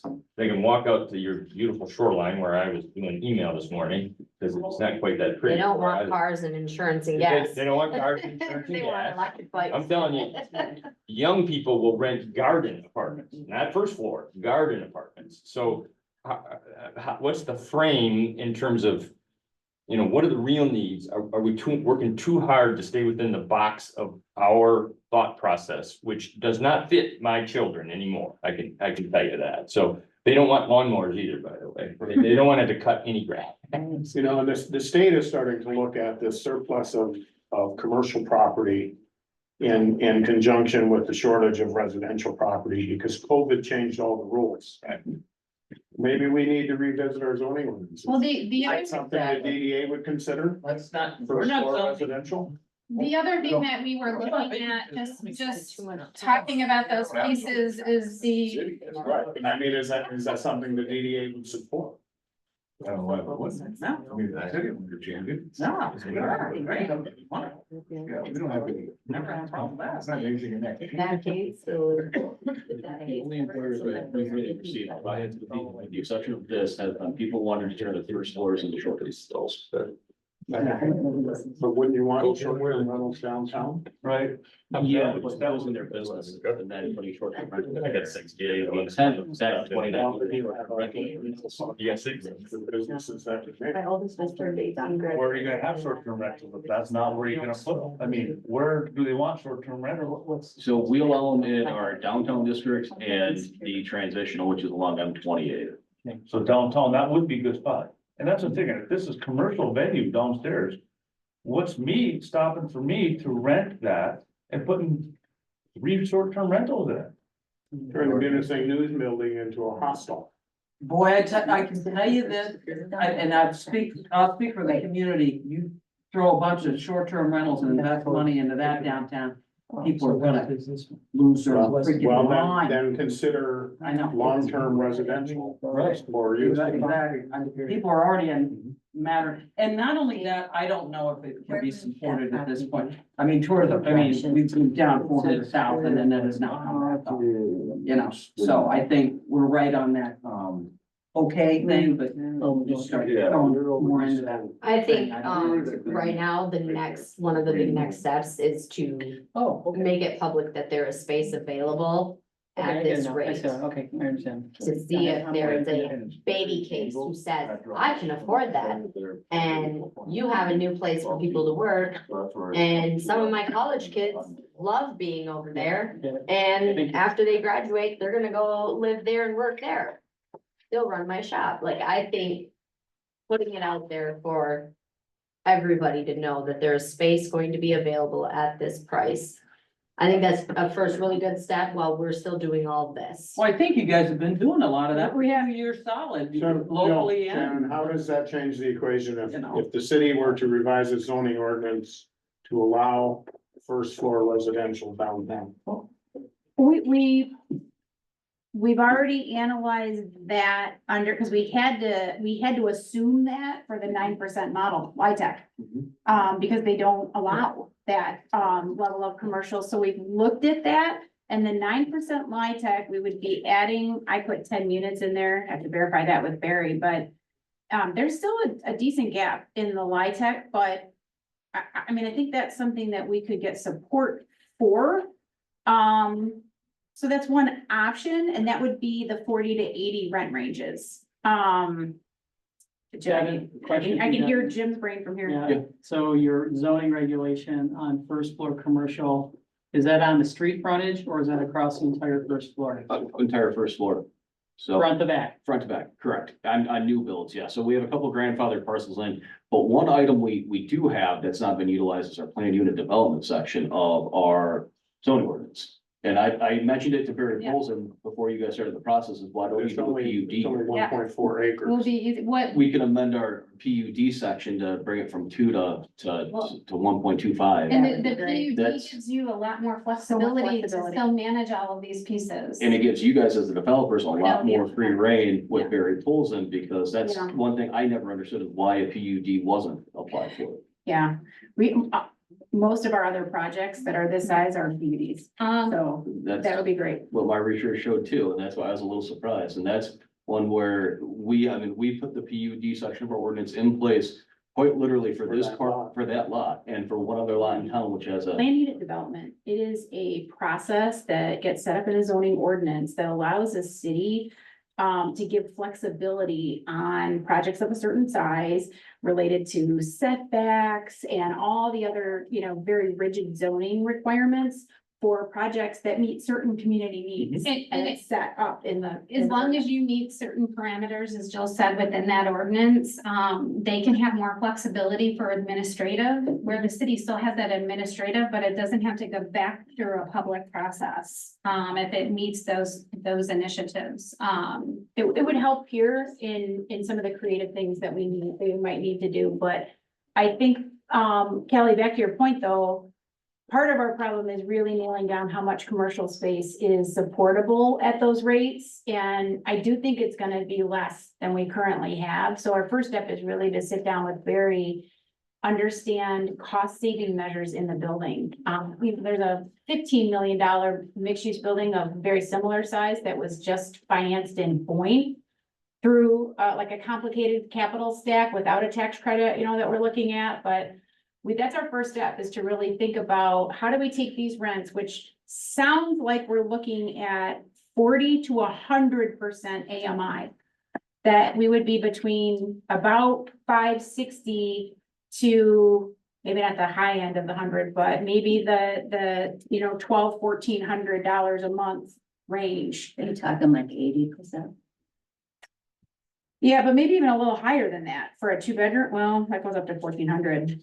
See, we're still, 1,400 would be for a 2-bedroom at 80%. Does that That'd be sound, 2 incomes, then, too bad. does that sound too much for our area? Depends on who you ask. I don't know. I mean, you're right. Cause you do have jobs open in yeah. 100 Listen, I don't think that- there's still a lot of opportunity to do housing. Setting some new precedent on rents may not necessarily be a bad thing, especially if there can be a range for the community. And we can finalize this based on what you guys have, you know, what you guys see. The other thing, and we weren't gonna bring this up yet, but we have been kicking around an idea to somewhat, and I'll put this out there to get feedback, shrink the footprint a little bit to get to the size Jill said, which would help us fill those gaps quicker, but potentially next to it, do a phase 2 with the brownstone units, since you brought them up. Done a lot of those in my career, in all different types of communities. I can tell you, the first set I did in Detroit, we sold at 80,000. Those are now 700,000. Every time, if you look at a picture of Comerica Park and those, units, but, and there's funding mechanisms right now, and there's potential new funding mechanisms if the SOAR packages or anything like that. And there are different funding mechanisms where we could look at this as a 2-phase and really fill in, hopefully, and this is a conversation, Rick, you may have with us, after, like, visually make this still very appealing from the whole streetscape. Do that, range of income, because we could look at even maybe doing some higher income unit sets in here, which is what their vision was. And we would be able to maybe connect with some new funding mechanisms, still in the missing middle parameter for this. So those were the things that we were balancing, that we thought maybe we could meet the balance of what we're hearing from the community. I just think it'd be tough to sell a housing unit like that right next to a low income. You're gonna spend $300,000-$400,000 on a unit right next to a low income house. But you're hearing the word low income. But it This looks is like going to that. be, Well, this that'll is prove- going to be a higher Right. improved, and this is gonna be the same rents that everyone has that are living downtown, and the same money. It's the perception. We're not, these are people working right on that street, right? In all of your businesses here. We are gonna be These aren't the investing people more making than in minimum any wage. building that's These are ever the been people done that in are Munising before. And I can tell you, in the units that I've done low income, I've just sold $1 million units next door.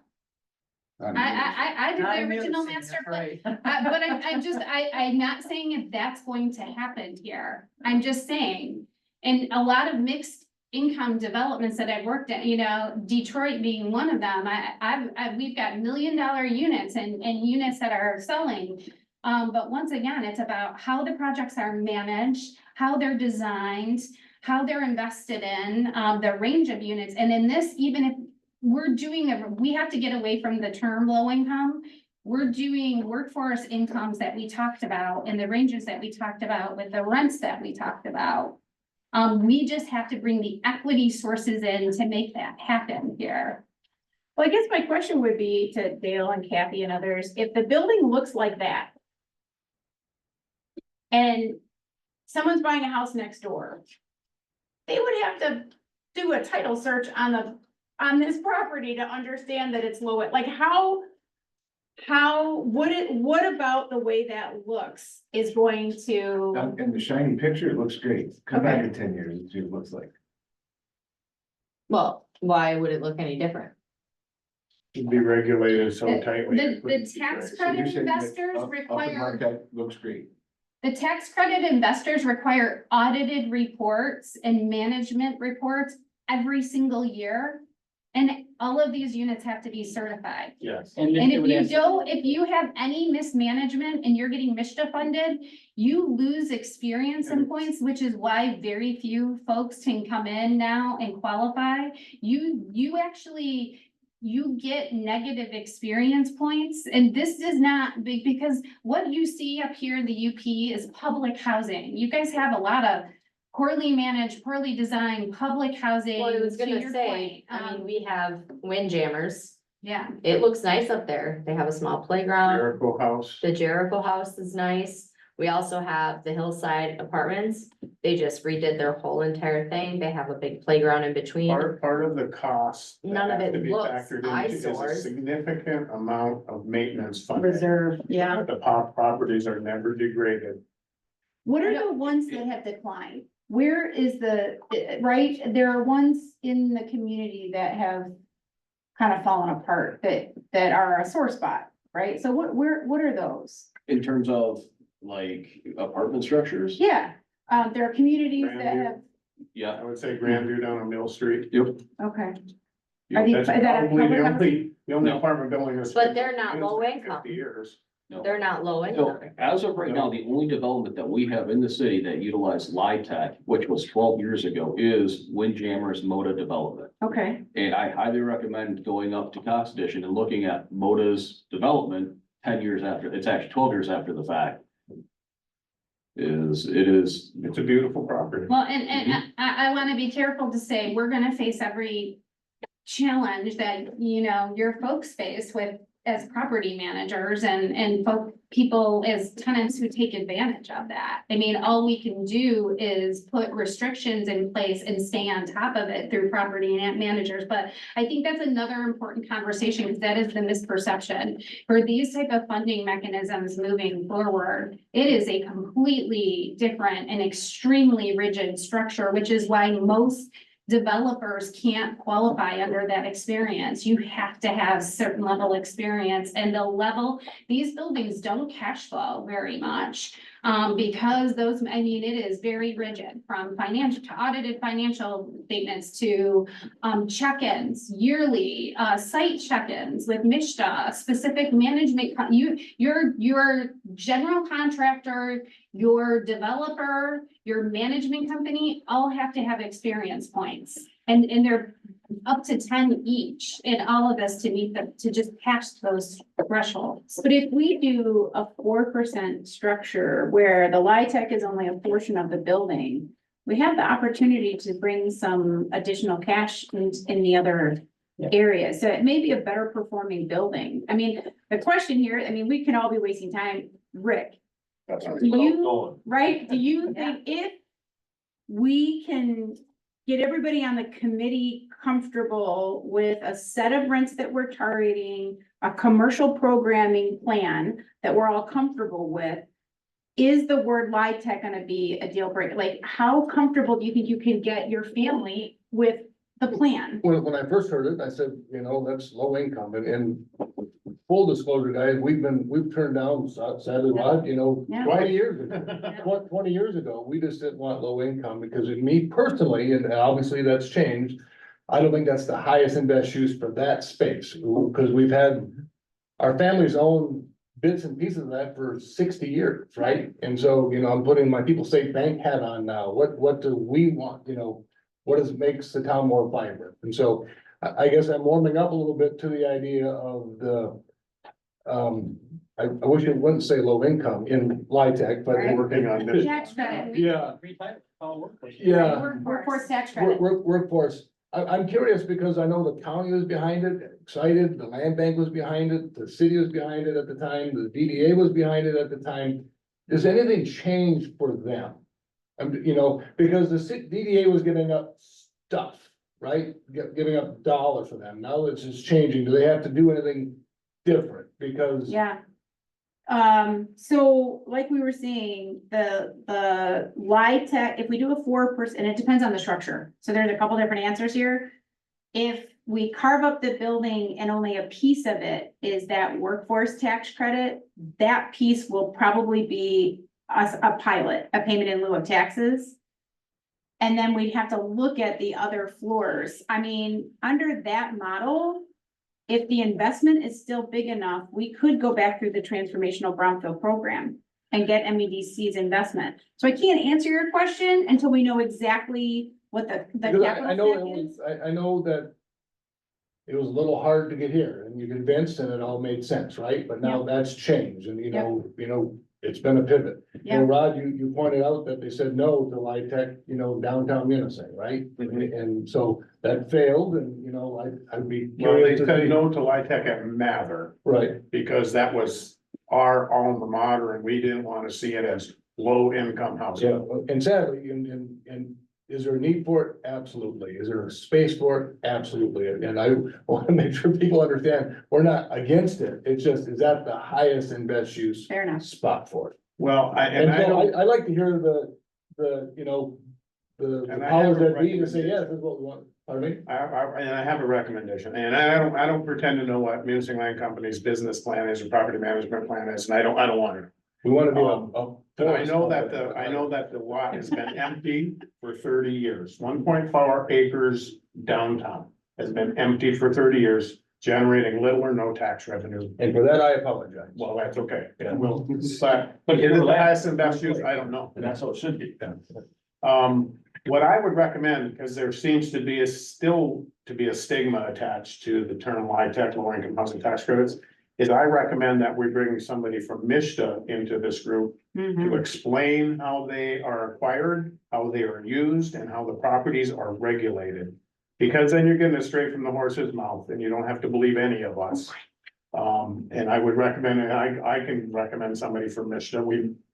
I just had her present in Marquette the other day, Elizabeth. Rainmaker? Yeah. I hate, We'll make that happen. I hate to bring this up, but I'm gonna ask a question that was asked in the very, very beginning.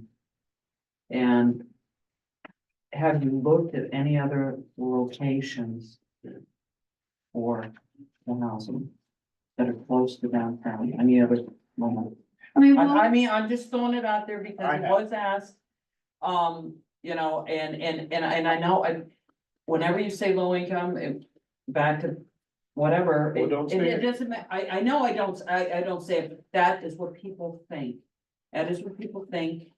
And I haven't run into one person yet that is, yay, that is where I want it, not that they don't want to service that group.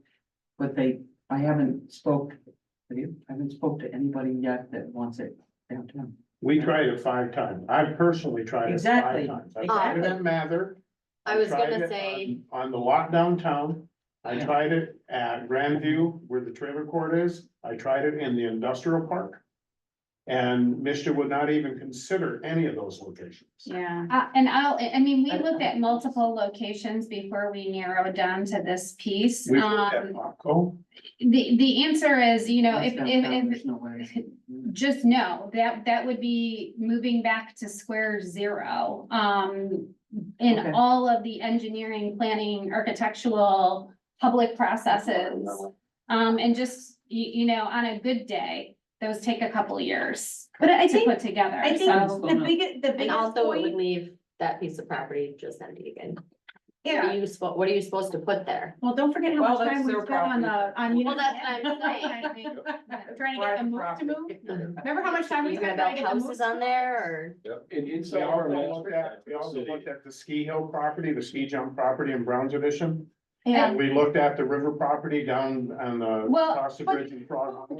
From the point. I'm just asking that question because it will be asked. Sure, but the point Of us. is, if we are looking at rents between 600 and 12 to 13, that range, Is not low income. you can't create housing at that range without some kind of tax credit. We were doing it through the new market tax credit, that is gone. If that is the population that this community wants to serve, LIHTC is really the best way to do it. It's gonna be really challenging, and maybe we just don't use that word until we get more community consensus on the who and the what. That would be my recommend, just back off on what tool we're using and just focus on who we're trying to serve. I don't know, I get it, Kathy, I know, because we You- see this every year. It's hear it real. Over and But, over and but over isn't again. it, aren't we asked? LIHTC is funding for workforce apartments. Well, I'm not so mad at people. if they- We need a campaign, a pure Michigan campaign. Why would you have to lie? No, but I mean, if they say, what does that mean? What does it say? You know, I'm not very smart, but, what I think there's a difference between public or subsidized housing, right? People's rent are subsidized by the government. That's what, you're not talking about this. This is, it's the name of a financing tool. Yeah. This is not subsidized housing. And so I think there's an extraordinary difference in how you frame it. And listen, I was a township supervisor and I know it's a tough lift, right? I did a homeless or a women's center in a neighborhood. You want to talk about people sure strange husbands would come over their fences and kill their children. So, you know, I understand the challenges that you all face because I did it. But I think it's important just to recognize that all we're talking about, low income, is the financing tool, not the actual Yeah, building. Right. I would submit that Devin was really wise, which, talking about the wage rates. Yeah. And I think That's if you did a lot. nothing else, and every time somebody would be negative or give you a negative response about low income, you can come back all the time and say, this is for people making, I can't remember what your wage was, Devin. And the $20. $10 to $20 an hour in your community. Now, what's 10 to 20, what's that wage rate compared to the community total? Is that not Munising? Yes.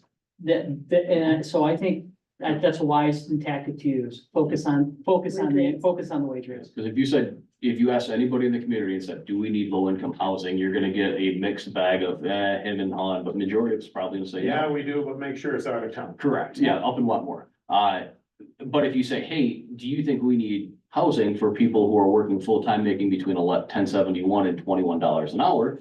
Majority of people are gonna say absolutely, not realizing that that is exactly what that 40 to 80% covers. Or Where's our even full-time housing people that's at gonna right be now, brand on new the at low this rent rate. West for wages, or 16, 16 you would don't be get anybody anybody for less than no, 16. for full time. That's $32,000 a year. I don't know. that And you're takes saying, 4%. no, go by You're in it. 40%. That's because they don't have to drive, if they're working in there, so you got 32,000. Times, if you take in, 55, that's 17, I should have went the other way, I'm sorry. I think the answer to a lot of the questions That's is, 14,000. yeah, Divide that by 12, that's $1,200 a month. If you went to your 45% on a $16 an hour job, I don't believe that's gonna be hard to live on that. But if you went to 1,000 on a 1-bedroom and 15 on a 2-bedroom, is that workable? I think that would rent. I was just talking to Shannon, and if we go with the 80%, that is higher than what the DDA had asked for on our last round on this project. So we're actually going with I a was higher rent Just rate thinking to than myself, we did on the the reason previous people one. can't manage. I think this is about messaging and it's about how the information is presented, and if this committee is on the same page, it will be easier to have those conversations. I do think it would be easier to get this passed if LIHTC was only a portion of the stack, and this was presented as a mixed income development. It is a mix. So that you understand. Already, right? I'm just What we saying need to do the is 9 versus 4. dispel the myths about LIHTC tax So many credits rather people than play, reinforce just it. trying to make their bills. Yeah, I can't speak on behalf of any boards or any commissions, but I personally believe that if you were to do a portion of it at 4% with the remainder, eligible for market, not saying it's gonna be market rate, it will be what the market can sustain. Because market's at 80. Yeah. So I think that that'd be a lot easier selling the community. I agree. I think that's a good start to the I next step. would encourage you to bring somebody from Michigan into this meeting and explain how this works more thoroughly in an unbiased and objective fashion. That's an excellent segue to our next steps, which we have 7 minutes to go through. Yeah. All right. We got all. I'm leaving for Kentucky at 6 a.m. I got bags packed. We need to pick some dates. Yep, okay. So we would like to set a calendar for our next meeting or maybe future meetings. Is there a certain day of the month, certain day of, how often do you want to, once a month? Anybody? I think once a month's good. I mean, we should have progress every month. Yeah. Okay, But one in-person meeting, all of us a month, great. absolutely. Is there a day of the week or a time of the day that works for everybody? We might not make it all the way up every meeting. Oh, we're gonna have it available. We'll try. Well, Yeah, yeah, Zoom, no, no. but You don't. Um, Yeah, might. Well, yeah, one of us will try. What are we thinking the timing of this is? Just because we've been patient here for 3.5 years with a letter of intent and, we have been asked, I said, no, this is what we're doing and, then the pivot, so. Yep. Do you think in the next 6 months we'll know something or the next year we'll know something, I the think next we gotta know 30 days? something by the, By when? I would say maybe 2-3 months, we gotta know if we're going forward. We're hoping to have a new plan and capital stack by September. That we are starting to seek financing for, seek approvals for. Now, is that starting all over for you? This is because it's a brand new. Not plan? really. I mean, there's gonna be go ahead. Not completely. We still can, I mean, our goal would to make our existing plans as easy as possible. So if we're just making modifications, we're working within the engineering stuff that we have. We're working to see, can we still go like PUD? So the answer would be no. We've got a significant investing into civil engineering, programming, specifications. The best plan would be to modify for some of these changes within this existing footprint where we can, to your answer, Rick, move quickly and not have to start from ground zero. And we have been having ongoing conversations with all of the state agencies at every month, part of this, like Mishta is somewhat on standby to say, what kind of funding do we have? How can we support? Yeah, So but we we're under the definitely gun want to modify what we have. with the state land bank, right? Like, so they have given us a deadline with our loan that we have to have, we're looking to close by the end of that loan date, which, what did you guys end up? Well, they give us a year extension. Yeah, but is it June, well, whatever it is, Beginning of June. Right. Yeah, what, that's our, June 10th, June 12th, Yeah. it's 2025. But, So can it's just, and let me say, it's really important to remember, this isn't Renovar's loan, this is Elder County Yeah. loan, right? And that we loaned it to Elder County, so, technically you can send them on their way and pay me the money, I don't care, but, it's just important to note that, that's a county obligation, which is really difficult for us, obviously, as another government entity, so. That was my question, thank you. so the county has skin in the game.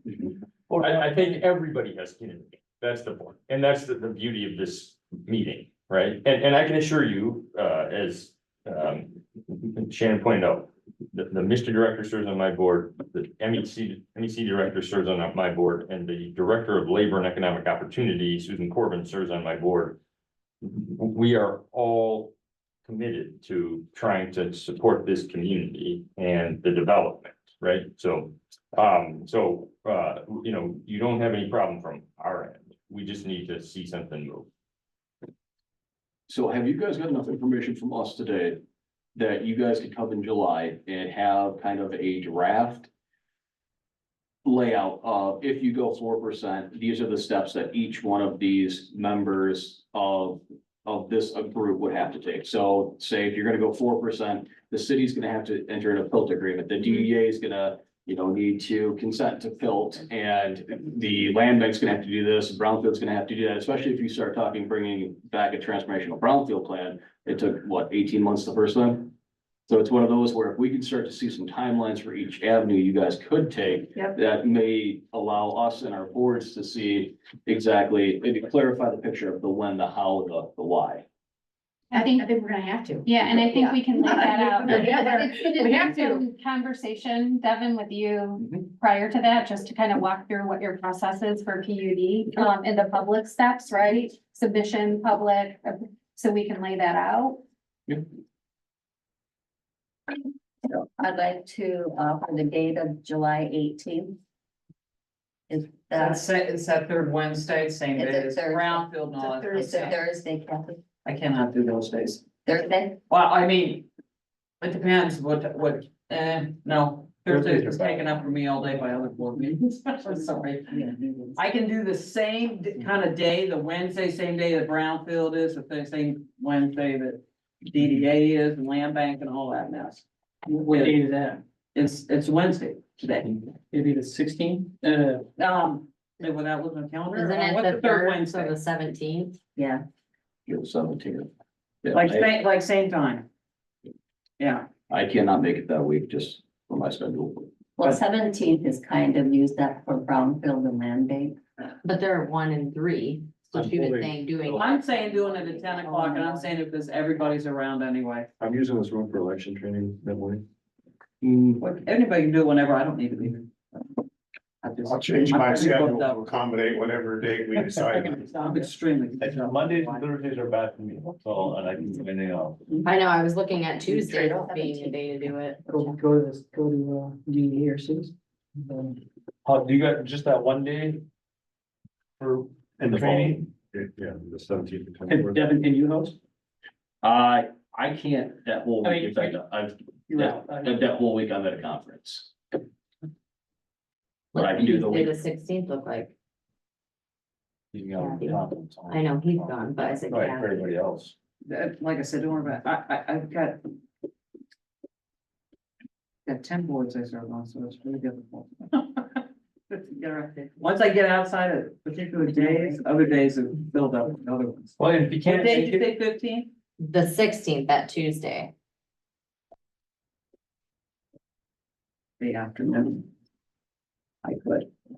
In the afternoon. Not the morning, not before 1:30. Do we want to, and can we get somebody from Michigan here?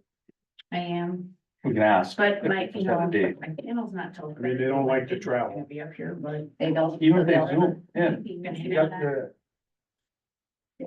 and that's another thing, if you can't make the meeting, it'd be nice if you could send somebody from the city or DDA. Just, What did that date look like for you? just so we have that answer. I mean, that's the whole thing, get everybody Here. in at one time, so we get answers at one But I time. could be working with family, but. The way we get Mitch to here is Joseph calls Amy Hovey, her board member, who's the ED at Mitchta, and says, can you have somebody here on X date?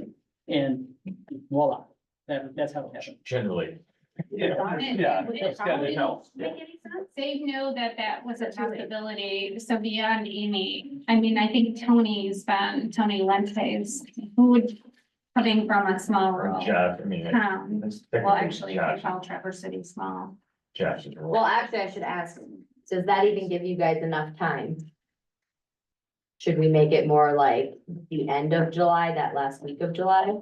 I think we could just update what we have that day and talk to Mishta. How about if Mishta gives us when they can be here and we'll try to set a meeting up for that day. Would that work better? Just that Really? one. Yeah, I would rather look at the 23rd or the 30th, to be honest, just to give us a little more time, because if we're doing this 3 times, each session has to be as productive as possible, so. 23rd, I'd like to get as much people here. Yeah, so what's not knowing about the Mr. part, what's Tuesday, the 23rd look like? I'm out of town. How about the 30th? I'm in town. So the 30th would work? It's better. Would it work for everybody here? I 30th, haven't finalized, so. Okay.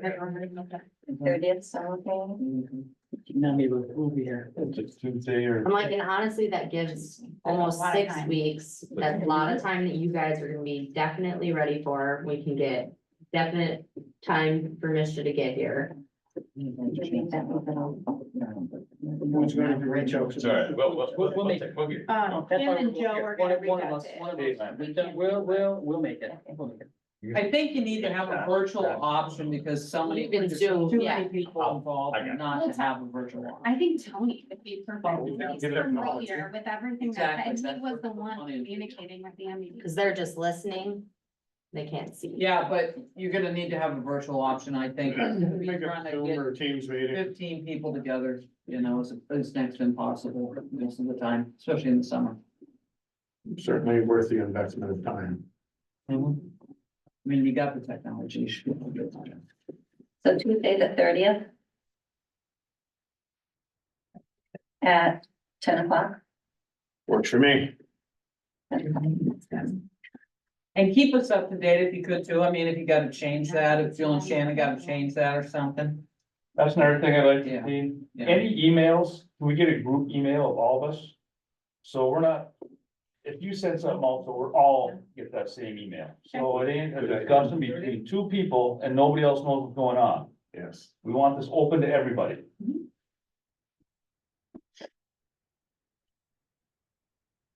Joel will set up the meeting and he notifies everybody, and if it changes, then you notify everybody of that too. Right, Joel?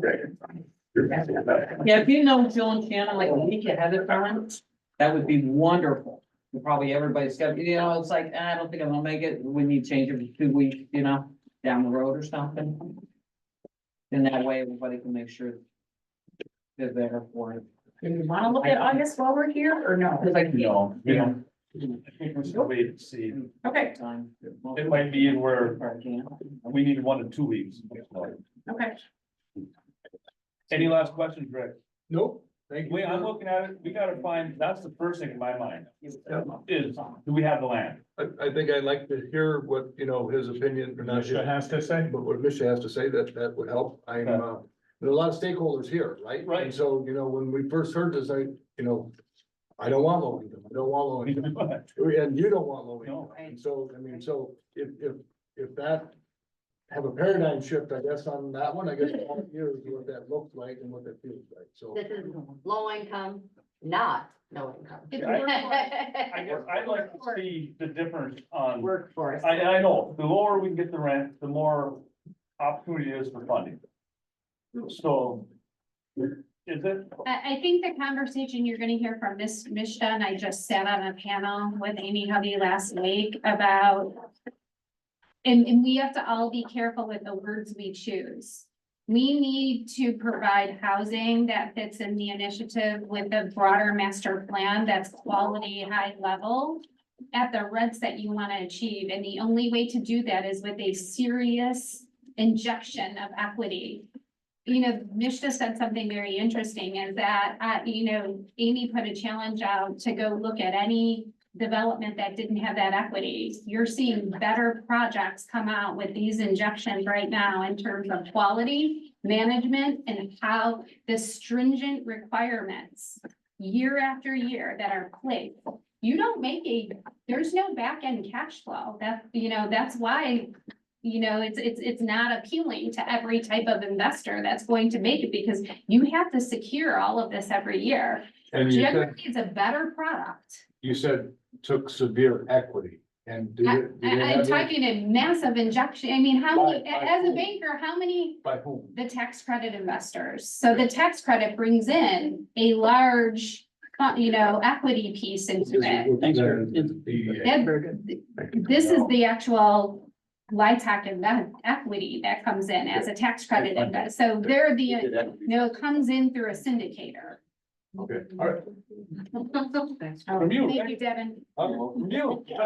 Yeah, and there is no sizable border in a lot, like we have to be on our PUD. Because. Dale? And I think we did talk about the variance, as long as we get the variance. Yes, you bet. Yeah. Cookies, I didn't even see those. If I had seen coffee, I probably would have done that one too. 'Cause I would have wanted that one. And, order in my office, and she's like, how many things? I stood at my desk, opened up my drawers and said, come and look, right now, you know what? Change